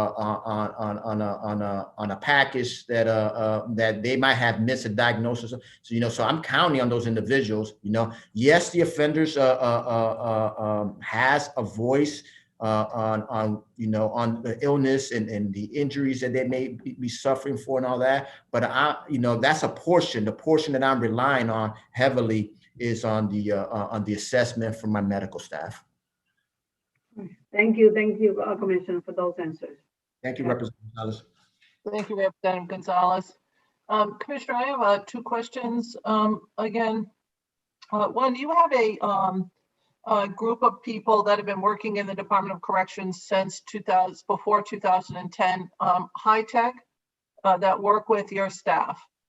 Do you find that program to have value? Yes. And I hesitate a little bit. It's been a long time. As a district administrator, I participated on a monthly meeting with them for my 8 years as a district administrator. So they've been around probably in the Department of Correction now 10 or 12 years. They have produced some great process for the officers. They have identified those mats that they can put on the floor. So when the staff that are working in the hallways can stand, it's a lot more comfortable than the concrete. They have with the boost insoles and all that. Some people will say it's beneficial. Other people will say that it's not. But I've seen some improvements on and value on what they bring and the research that they do for us. So, and I'm just going to delve into that just a little bit. It's not just physical. My understanding is they've been working on some mental health issues amongst your staff. Do you find that provides value in the mental health arena for your staff? Yes, I do, and I'm glad, Senator Olson, you brought that up, because they also, what we did, we have an EAP that we contract out, and then we put together our own employee assistance unit, which we hired a director in 2018. And we've probably got like 4 staff members that work in that unit that provide that EAU assistance to our staff when they're in need. And they have paired up with that group in order to have a better impact on staff overall wellness, which is huge for us here in the Department of Correction. And then particularly now too with the COVID-19, I'm not sure what the long-term impact is going to be with our staff, and with this pandemic and all the hard work they've done inside those correctional facilities. So, and then again, on that particular issue, it seems to me that I know that they've done a couple of national reports looking at actually providing some funding in the budget vis-a-vis this program. And I want to make sure that you feel that the program provides value, that you feel it's a good mechanism to deal with the mental health component and the physical component. I know nationally it still is that a correctional officer or correctional custody person tends to pass away before 60, and nationally, and those are huge numbers that I don't think a lot of people recognize. So when we talk about retirements, a lot of people don't really live that long, not to be sort of dire about it. I started later in life, and I think that people don't realize how difficult on the body and the mind the job that the custody staff do in particular, and what impact it has on those staff members. And if this program provides value, I think that that's a good thing, and I just wanted to make sure about that. Absolutely, Senator Alston. Any funding for staff wellness will provide value for us. This program does provide value. I think that same research that you review, your age is correct, and then there's a good portion, the average, I think it's 18 months that they collect after they retire.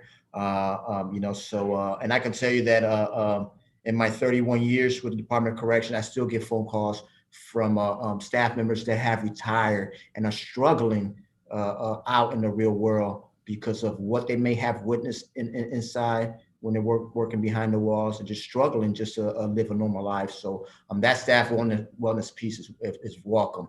Right, and I do know that the suicide rates amongst correctional staff are very high nationally, and even here in Connecticut, we have had timeframes when we've had 5 or 6 people within a very short time frame commit suicide for a variety of reasons. But I just do think that I think I've lost some 20, 25 people since I retired, of people that either in corrections or retired corrections committed suicide. So I'm thinking the program does provide a certain amount of value.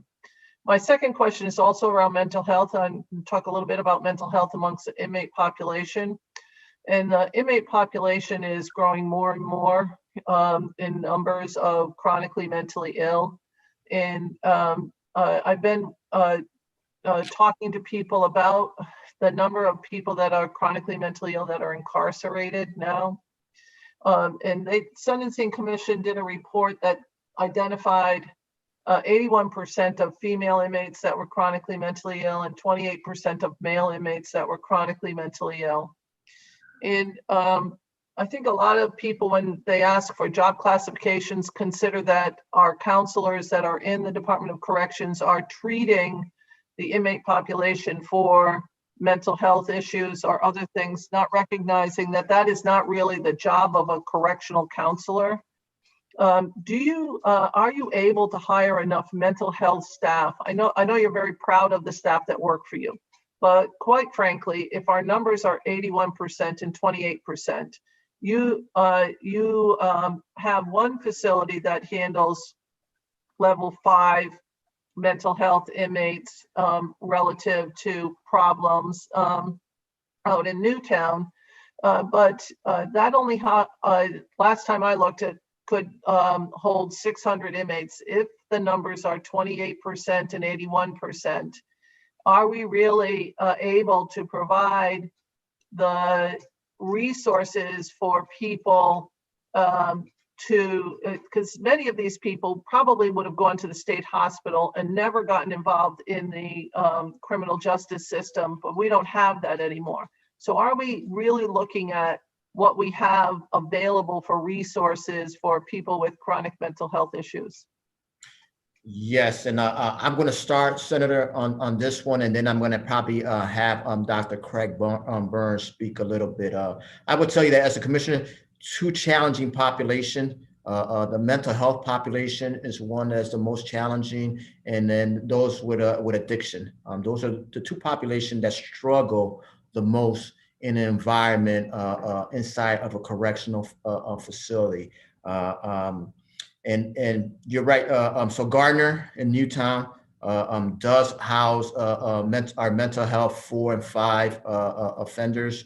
That those are the most, they just need a clinician around the clock to for the services. And then we do have mental health 3s that are in other facilities. For instance, if you're at a overall level 3 and a mental health 3 score, you're probably ending up in G block and Osborne, which is our mental health block. And that would be for male inmates. That doesn't count the female population. Correct. And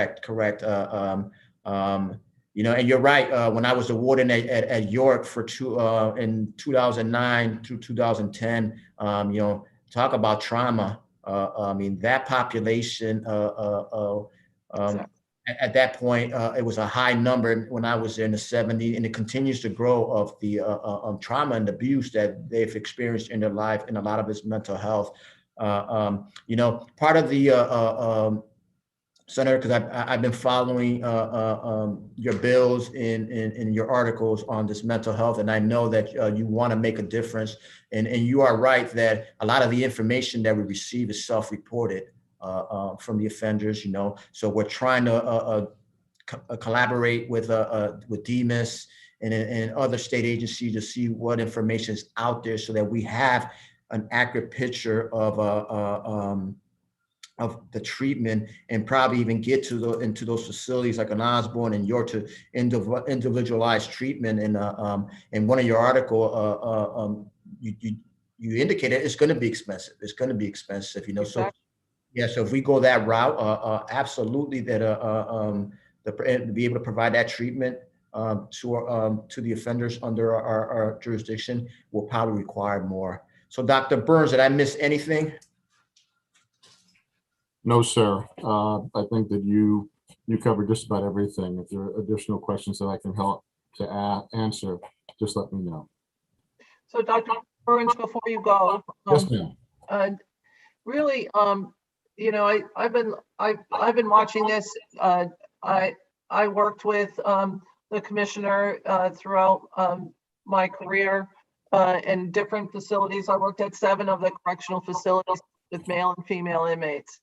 And when I first started working, the number of chronically ill, chronically mentally inmates with chronic mental health conditions were in the single digits. They're not that way anymore, because as the state hospitals have closed, we now have more people. I really believe that we have changed the geography for those that are chronically mentally ill. And I do think that it's a poverty issue for people that did not have the capability of dealing with mental health issues before the amount of trauma when they're younger. Those looked at the numbers of female inmates that were sexually abused pre-adolescence leading to trauma. The numbers are massively high. Those that are dealing with domestic violence or rape after their adolescence, very high numbers. And if we don't start dealing with the trauma, we're not going to deal with the consequences of those traumas. Now, I'm not saying that people should not be incarcerated for the crimes that they commit. I'm not saying that at all. But we have changed how we handle people with mental illness, and we have criminalized a lot of their behavior instead of coming up with a solution. And I'm just wondering, when we let people out of corrections, do you believe that there are enough support systems to assist people in their with their issues? So I thank you for the question, because it's an important one. What I can tell you is that within the Department of Correction, we work very closely with the Department of Mental Health and Addiction Services. I am part of a meeting that takes place monthly, where when people are transitioning to the community, 6 months prior to their discharge, we try to figure out how to make sure that either they have a warm handoff directly to a DMIS facility if they need inpatient care, or we figure out how to connect them to a community provider that's either directly DMIS or connected to DMIS, so that there's a seamless transition of their care from within our facility to back to the street. We also have another group called the Multi-Agency Reentry Advisory Group. And we try to look at particularly high-risk inmates who may have a high public safety risk or who've had a difficult time with institutional adjustment. And we will begin to look at those individuals as much as 2 years out. Every once in a while, even 3 years out, we'll begin to look at them to try to figure out what we can do to shore them up and make sure they have a durable, safe transition to the community.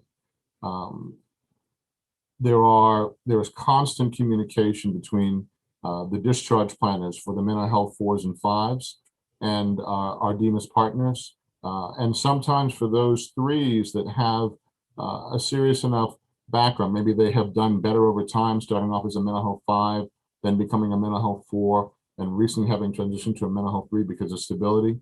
We may still have the mental health discharge planners help to make sure that their transition is also as secure as a mental health 4s might be. So thank you, Doctor. I still, I still have some significant concerns. I would like to see us start assessing people when they become incarcerated and work with them during that whole time frame. I think that way we really provide people with an ability to both deal with their issues and not recidivize. And that's what I would like us, and that's my ultimate goal, is to deal with this issue long term, not just mental health for the staff, but mental health for inmates in an environment that is very negative and doesn't often lead to a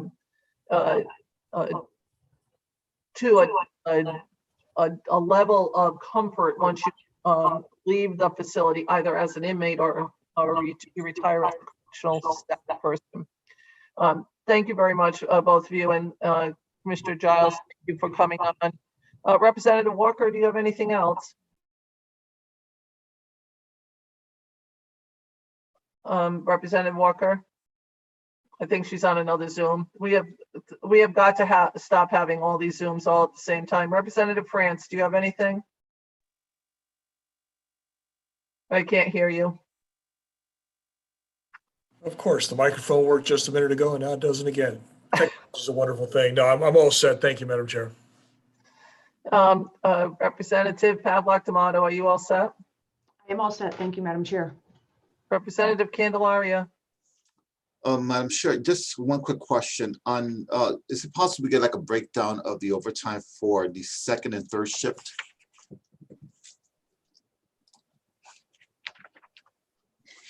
Commissioner, you're muted. For correctional officers, I'm sorry. Yes, please. Okay. Absolutely, Representative. Thank you. Thank you, Madam Chair. Commissioner Giles, do you have anything that you want to end with us? No, just that we're available, for questions, not just in this setting, but somebody will answer the phone and get anything to your staff that you need, Senator. Thank you for the opportunity.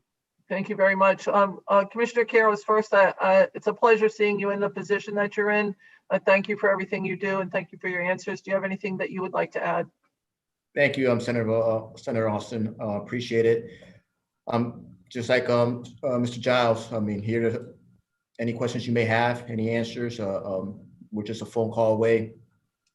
And thank you for everything you guys do out there for us. Thank you very much. Thank you very much for coming early today. We appreciate it. Have a nice weekend. Thank you. Everyone, be safe. Thank you for everything you do, and thank you for your answers. Do you have anything that you would like to add? Madam Administrator? Appreciate it. Just like Mr. Giles. Madam Chair, I couldn't get my mouse to work. We are joined by the Probate Court Administration. Very good. I think they're the last ones for the day before we go into our public hearing. That's correct. Ah, very good.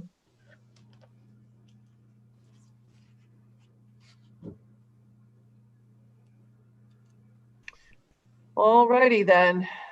Where is Beverly? Hi, Judge. How are you? I'm well. How are you? I know it's been a very long week and a long day for all of you.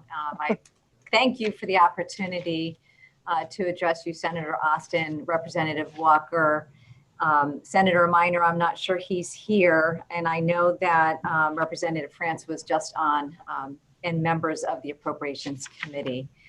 I know that with the other agencies, you had dispensed with opening remarks. I don't know whether you'd prefer that I allow you to just jump into questions. I did submit written testimony as well as a PowerPoint presentation. I'm not sure, actually, for the record, I fully identified myself. I am Judge Beverly Strike Kafalis, Probate Court Administrator. I'm joined this afternoon by Lisa Hansen, who is the Director of Financial Services at the Office of the Probate Court Administrator, and Melissa Riley, Manager of Communications and Intergovernmental Relations. I defer to your preference. So I know that we know Ms. Riley, and if she was still a state representative, we wouldn't have the pleasure of dealing with her husband, but we would have the pleasure of grilling her on different issues. But we miss her. I can say that. Can you tell me how many positions you have in probate court, sort of globally, and do you have any open positions? Yes, I can look that up momentarily. And I would note that the staffing of the Office of the Probate Court Administrator is under the staffing levels with the judicial branch as a total. The probate court system is unique in that we have 354 active employees, which includes the elected probate judges. There are 54, counting myself. I still sit as the elected judge for the Milford Orange Probate District, and we have 14 vacancies. Thank you, Judge. And are the probate courts open? I had a constituent who said that they had their hearings moved from New London to West Hartford. Are you doing hearings in certain places and not others, or is that just depend on the case? So all of the probate court hearings are essentially or predominantly conducted through Cisco WebEx to avoid in-person proceedings, to ensure the safety of the parties and the court staff. Hearings that occur at the West Hartford location of the Office of the Probate Court Administrator would have involved someone who is incarcerated with the Department of Corrections, and we have a unique setup so that a secure video conferencing can be connected so the inmate can participate. I do know we had a recent public hearing, a public probate matter that involved an incarcerated individual. And because the judge on that case, it's a New London probate district case, the hearing was held at that location with the link to the Department of Corrections server here at the Office of the Probate Court Administrator. Okay. That allowed the family members involved in that particular case who are living in the community to be able to attend the hearing through the video conferencing. Thank you. I know that Representative Walker is going to want to ask you some questions, but she's on her other Zoom right now. And Representative France had to step away. Representative Candelaria, do you have any questions? Yes, thank you, Madam Chair. So as you know, for the past couple of years, we've been adding this sort of funding because you have lost some of your revenue, right, from the fees. And the governor is proposing a cut of approximately, if I see this correctly, I think it's about 4 million, if I'm not mistaken, approximately. Approximately. So does the agency agree with the cut? First question. Secondly, what will be the impact of this cut on the delivery of services? So one thing that I want to point out that's significant about the governor's recommended budget, not only does the proposal significantly reduce from the request that we have presented. We have requested $13.5 million for the first year of the biennium and $13.4 million for the second year. The governor's proposal is $8.9 million and then $10.7 million, but it's also premised on a higher estimated annual probate fee revenue, which we believe is over projected by $1.5 million.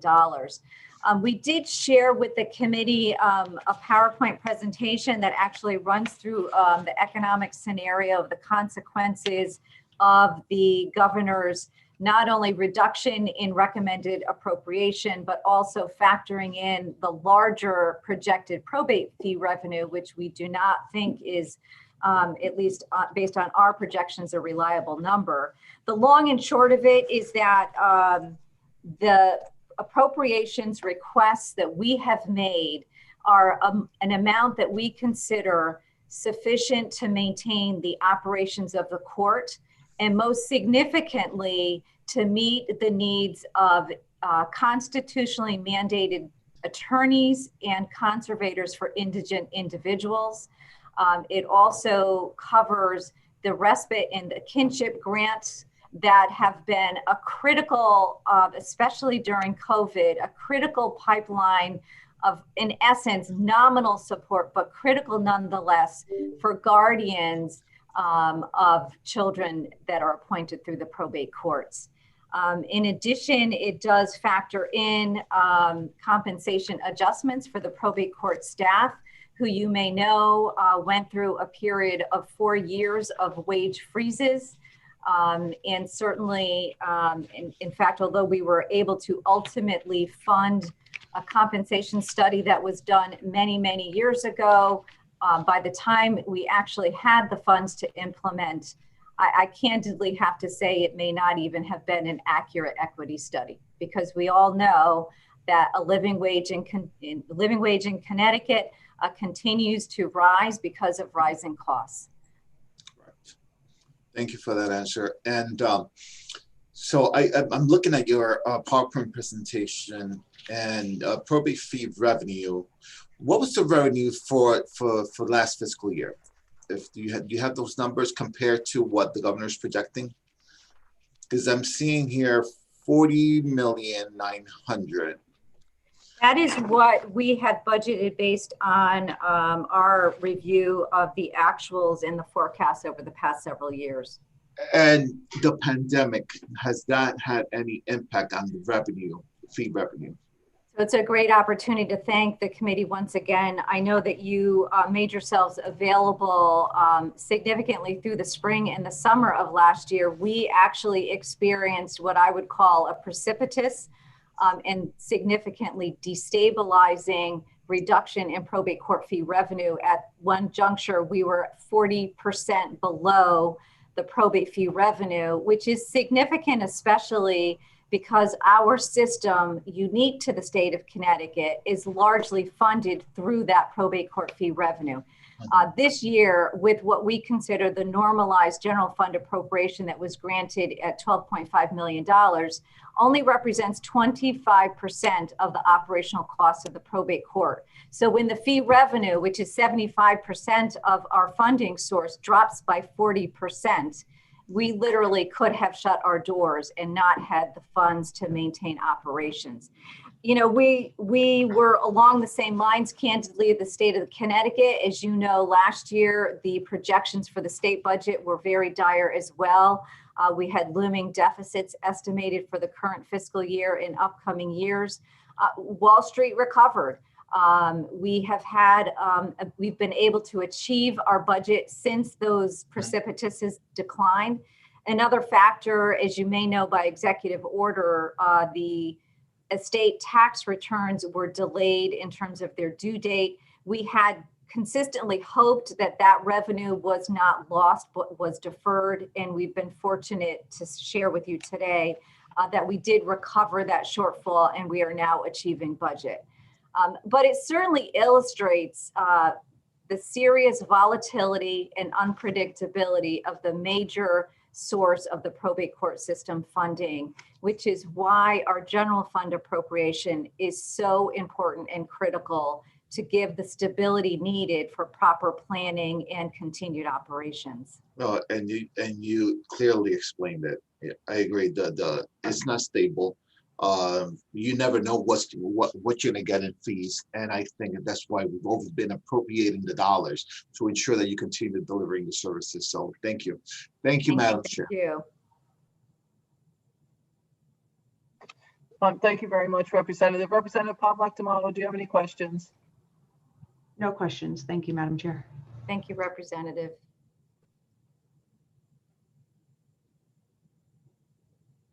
I'm sorry, I'm talking. I don't know when I'm muting myself.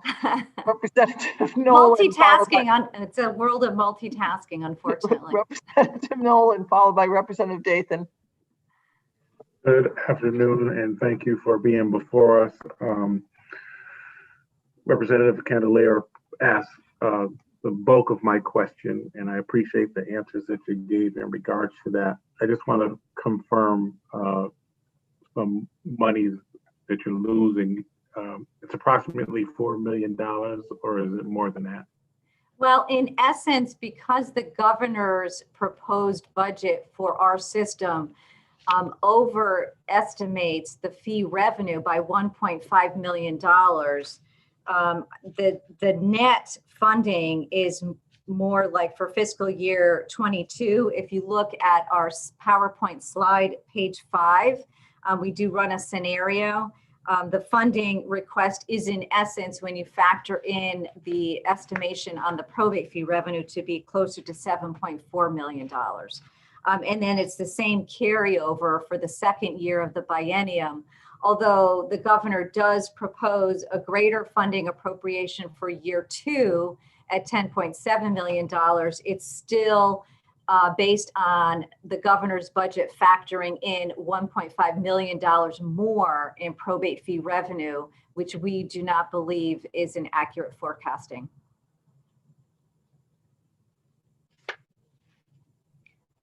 Representative, you're muted. And your forecast is how much different than what he's assuming? Our probate fee revenue forecast is $40,900,000, and the governor's is $42,400,000 for year 1 and 2. So it's approximately, well, I think I misspoke. I think I said it was, well, it is $1.5 million. I should have my director of financial services talk about the numbers better than I, but thank you, Representative.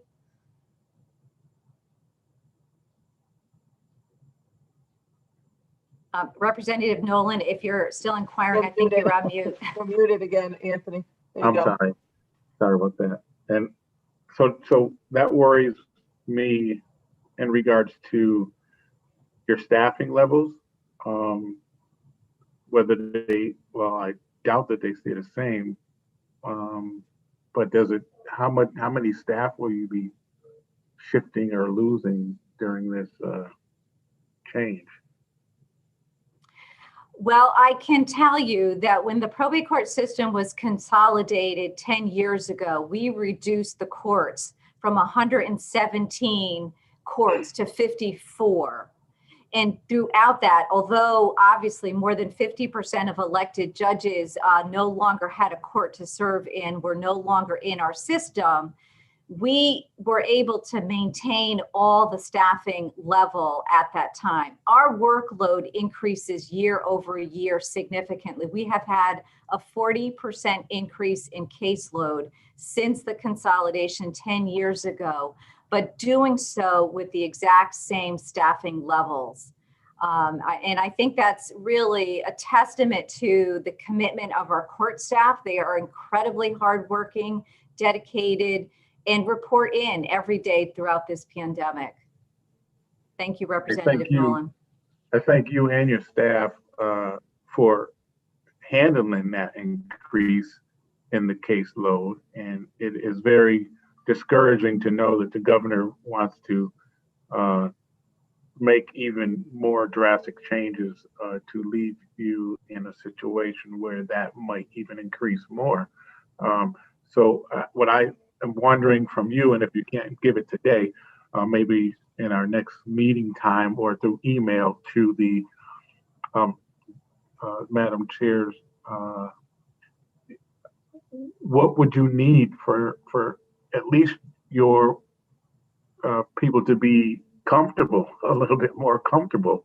At what stage where would comfortable kick in, and how much would that cost?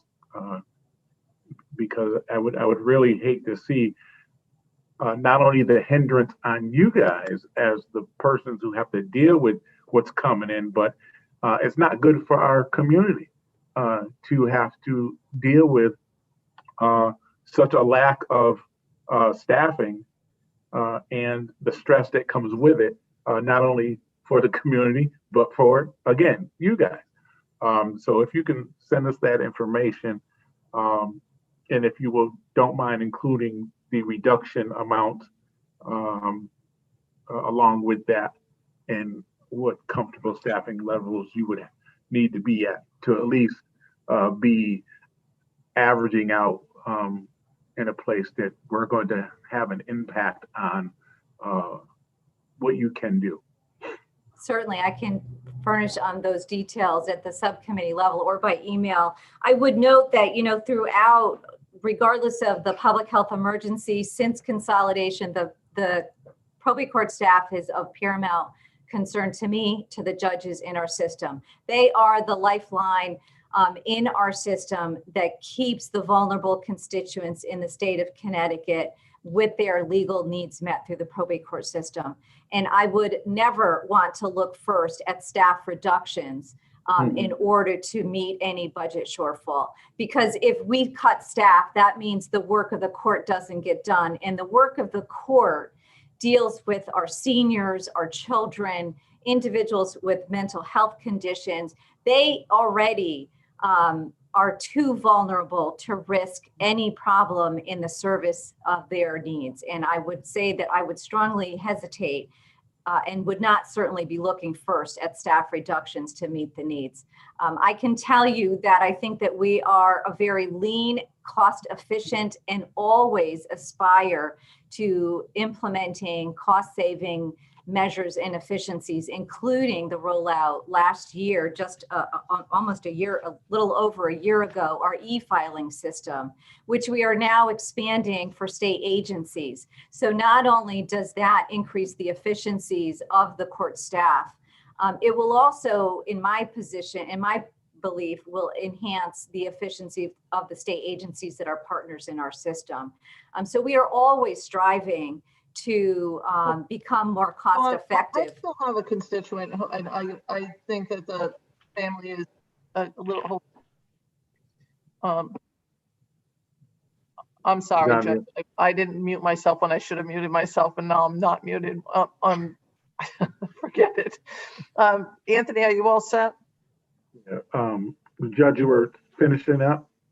I think I made my point. I'd be happy to talk to you further at the subcommittee level as well.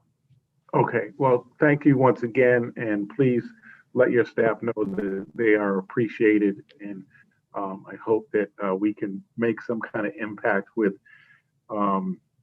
changing some things around for you as soon as we find out what is the need and priority of our workers and community. Thank you.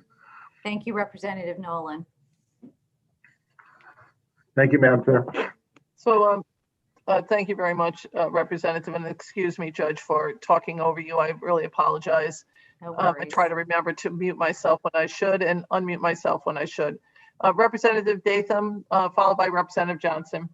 Thank you very much, Madam Chair. And thank you, Judge, for your presentation today. And thank you also for that PowerPoint presentation and then your extensive memo that you supplied the committee. One question I had was really driving the increase in revenue in the governor's budget. Does he envision an increase in cases or increase in filing fees for these cases? Well, I'm not the driver, do you think? I don't know as I can really give you precise answers on how the governor and the Office of Policy and Management has arrived at their numbers. I can tell you that we regularly review the probate fee revenue on a historical and an ongoing basis. And we strive, obviously, to be a partner, as you are, to serving our taxpayers and our constituents as cost effectively as possible. We can certainly look into further detail on how the governor arrived at that underestimation or the overestimation. But I am confident that given the volatility of the probate fee revenue stream, which, as I shared earlier, we experienced how dramatically that can fluctuate. You can't be over exaggerating or under exaggerating when it's your main funding source. You have to be as accurate as possible so that we can properly plan, so that we can make sure that the technological needs of our system are met, so that people have access to the courts and that the court staff is properly compensated. Okay, thank you. That's helpful. Would it be possible to get a schedule of your revenue for each, or sorry, your filing fees for each type of cases that you manage? And maybe like a 3 or 4 year trend of that, so we can see how the fees have changed over time. And if we can also get a corresponding level of a 3 or 4 year trend of number of cases by category that you have, so we can really see, what the sort of trends are, that would be useful. Please bring that to the working group. And my other question is, with COVID money that you have received and had to change or do any of your, because I know you've been operating, and some of the probate judges I've talked to have probably worked harder than ever during COVID, and we commend you on that, but would love to hear about what the COVID dollars you've received and how that's been put to use. I know with your online filing system that you got that in place in a good amount of time, but wanted to know how we can make those systems better going forward to help you all work more efficiently. So please feel free to come to the working group with all of that. And thank you again for your presentation. And thank you, Madam Chair. Thank you, Representative Dathan. I'd be happy to get you those schedules. I do want to let you know that we did disseminate to all legislators our recently filed biennial report. It contains comprehensive statistics on caseloads by case types, as well as a 2-year analysis of the probate court system finances. That is a statutory report that is done every 2 years, and I'd be happy to furnish additional prior years for your review as well. I'm not sure that our probate fee revenue or probate filing fees are broken down by case type, but we certainly can distinguish what is a decedent estate fee, which is based on the Connecticut estate probate tax return and petition filings. I also want to note that even with the escalating caseload, it's also commensurate with the increased number of indigent individuals. So even though caseload rises, it doesn't necessarily coincide with an equivalent increase in filing fees because we do grant a large number of fee waivers based on indigency. And your question about COVID dollars, we did submit requests for reimbursement of certain expenses. We have received to date $55,000 in relief dollars to help with the technological improvements that we had to undertake. The e-filing system actually was very fortuitous. It was planned and rolled out just about 2 months prior to the public health emergency. And as I indicated, it was fortuitous because I think it ended up being a critical component of our ability to maintain operations without skipping much of a beat. And thank you for your questions, Representative Dathan. So just to follow on, sorry, Madam Chair, but if you could indicate in your schedule with your trend, the number of cases where you've waived fees and what the level of waived fees are in that year, so that we can kind of get an indication if there's any sort of correlation between the cases and the waived fees. Thank you very much for your presentation. Thank you, Representative. Will do. Thank you, Representative. Representative Johnson?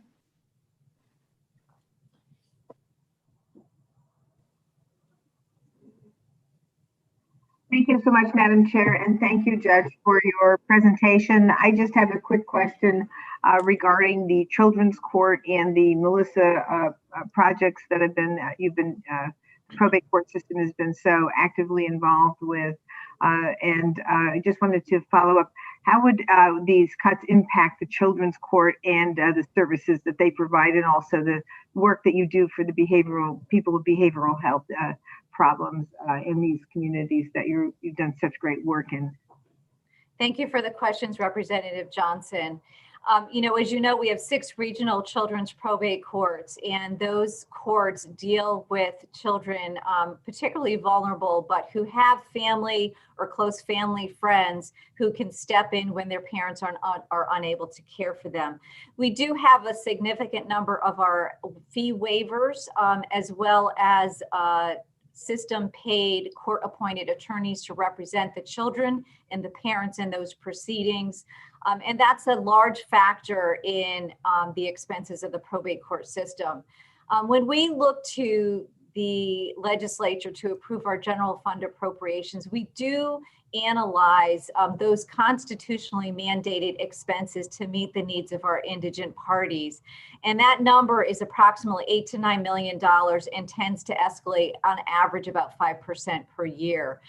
In addition to the fact that the cases are increasingly complex. Many, many years ago, even a guardianship in the probate court was considered relatively routine.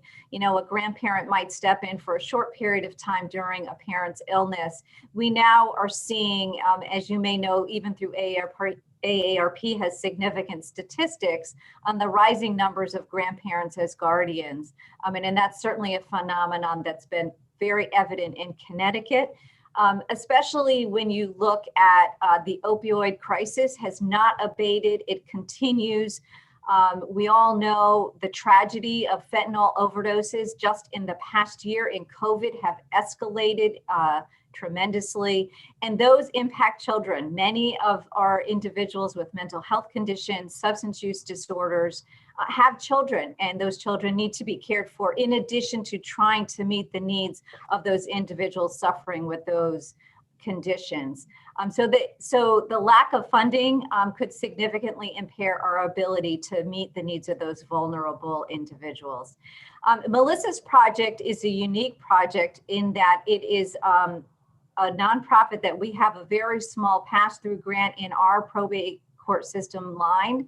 I think it's about $133,000, but their role is an amazingly cost-effective initiative where guardian ad litems offer and provide case management services for conserved individuals with mental health conditions, oftentimes dual diagnoses with substance use disorders, to manage their services, their housing, to keep them living in the community safely, avoiding incarceration, avoiding psychiatric inpatient treatments, which we know would cost the state of Connecticut probably more than $1 billion but for the conservator work keeping individuals with those challenges safely living in the community.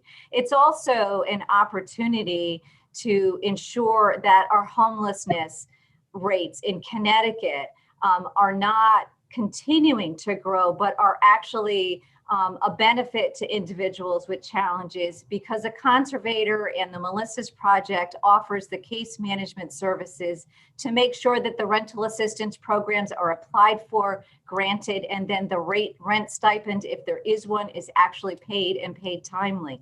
That keeps that individual with a substance use disorder or a mental health condition living in the community, not on the street. And obviously, that is a priceless value that I could not give you a number for, but is of a huge benefit for the entire state of Connecticut. Thank you so much for that explanation, and whatever you can provide to supplement the information we already have on these issues would be greatly appreciated. And I'd love to see, the program, the Melissa program, and I want to see the Children's Court continue to do its great work, but the Melissa program is at all possible. So whatever projections you can provide would be greatly appreciated. And thank you so much for your good work. Thank you, Representative Johnson. We'll get you information on that. Thank you. Thank you, Madam Chair. Thank you very much, Representative. Thank you, Judge. I think that I don't have anybody else that has any questions. Representative Pavlak D'Amato, are you all set?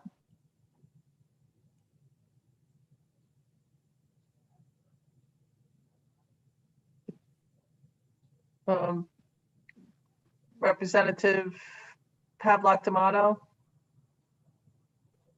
I think she's on another Zoom at the same time.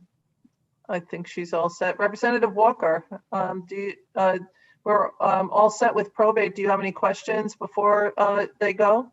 No, I listened to that while I was listening. Yes, I listened and everything was covered. And I don't understand, Senator Austin, how you do more than one Zoom at a time. I don't know how to do it. I don't. I was talking on this one when I was talking on my other one that's right next door to me today. I interrupted the judge. I really I'm like, holy moly.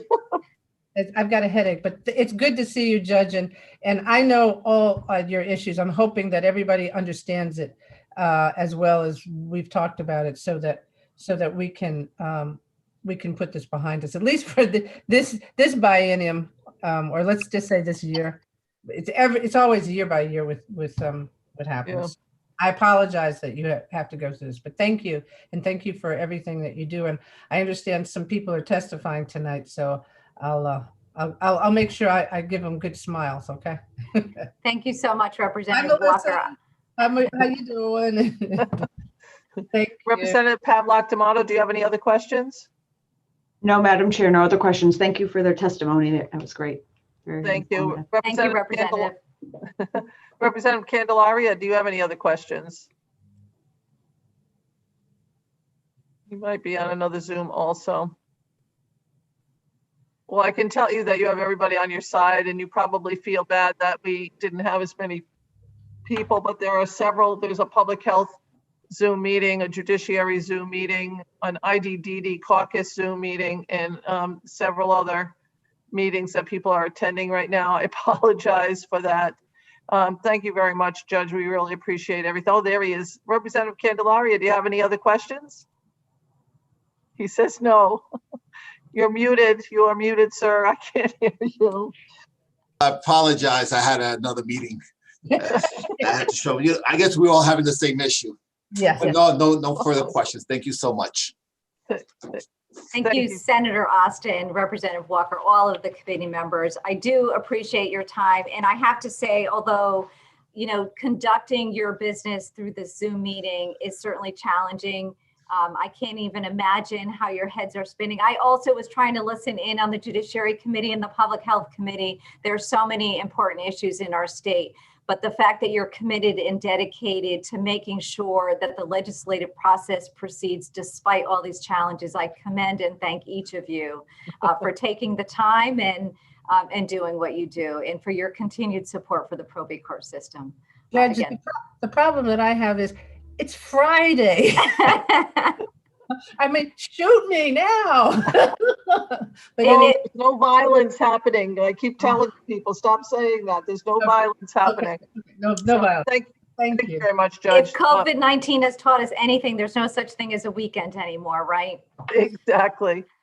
And you have the best legislative liaison in the whole state government. So we are very fortunate, and we also once in a while get to see Owen pop his face in the background of our meetings. So that's a great perk too.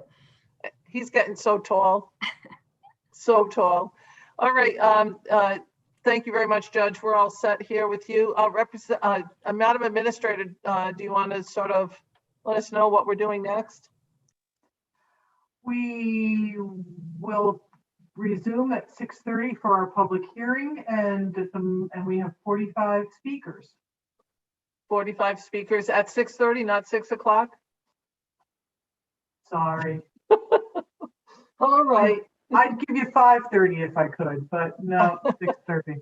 Okay, great. All right, everybody. We'll be signing off. We'll see you all at 6:30. Thank you so much. Take care, everybody.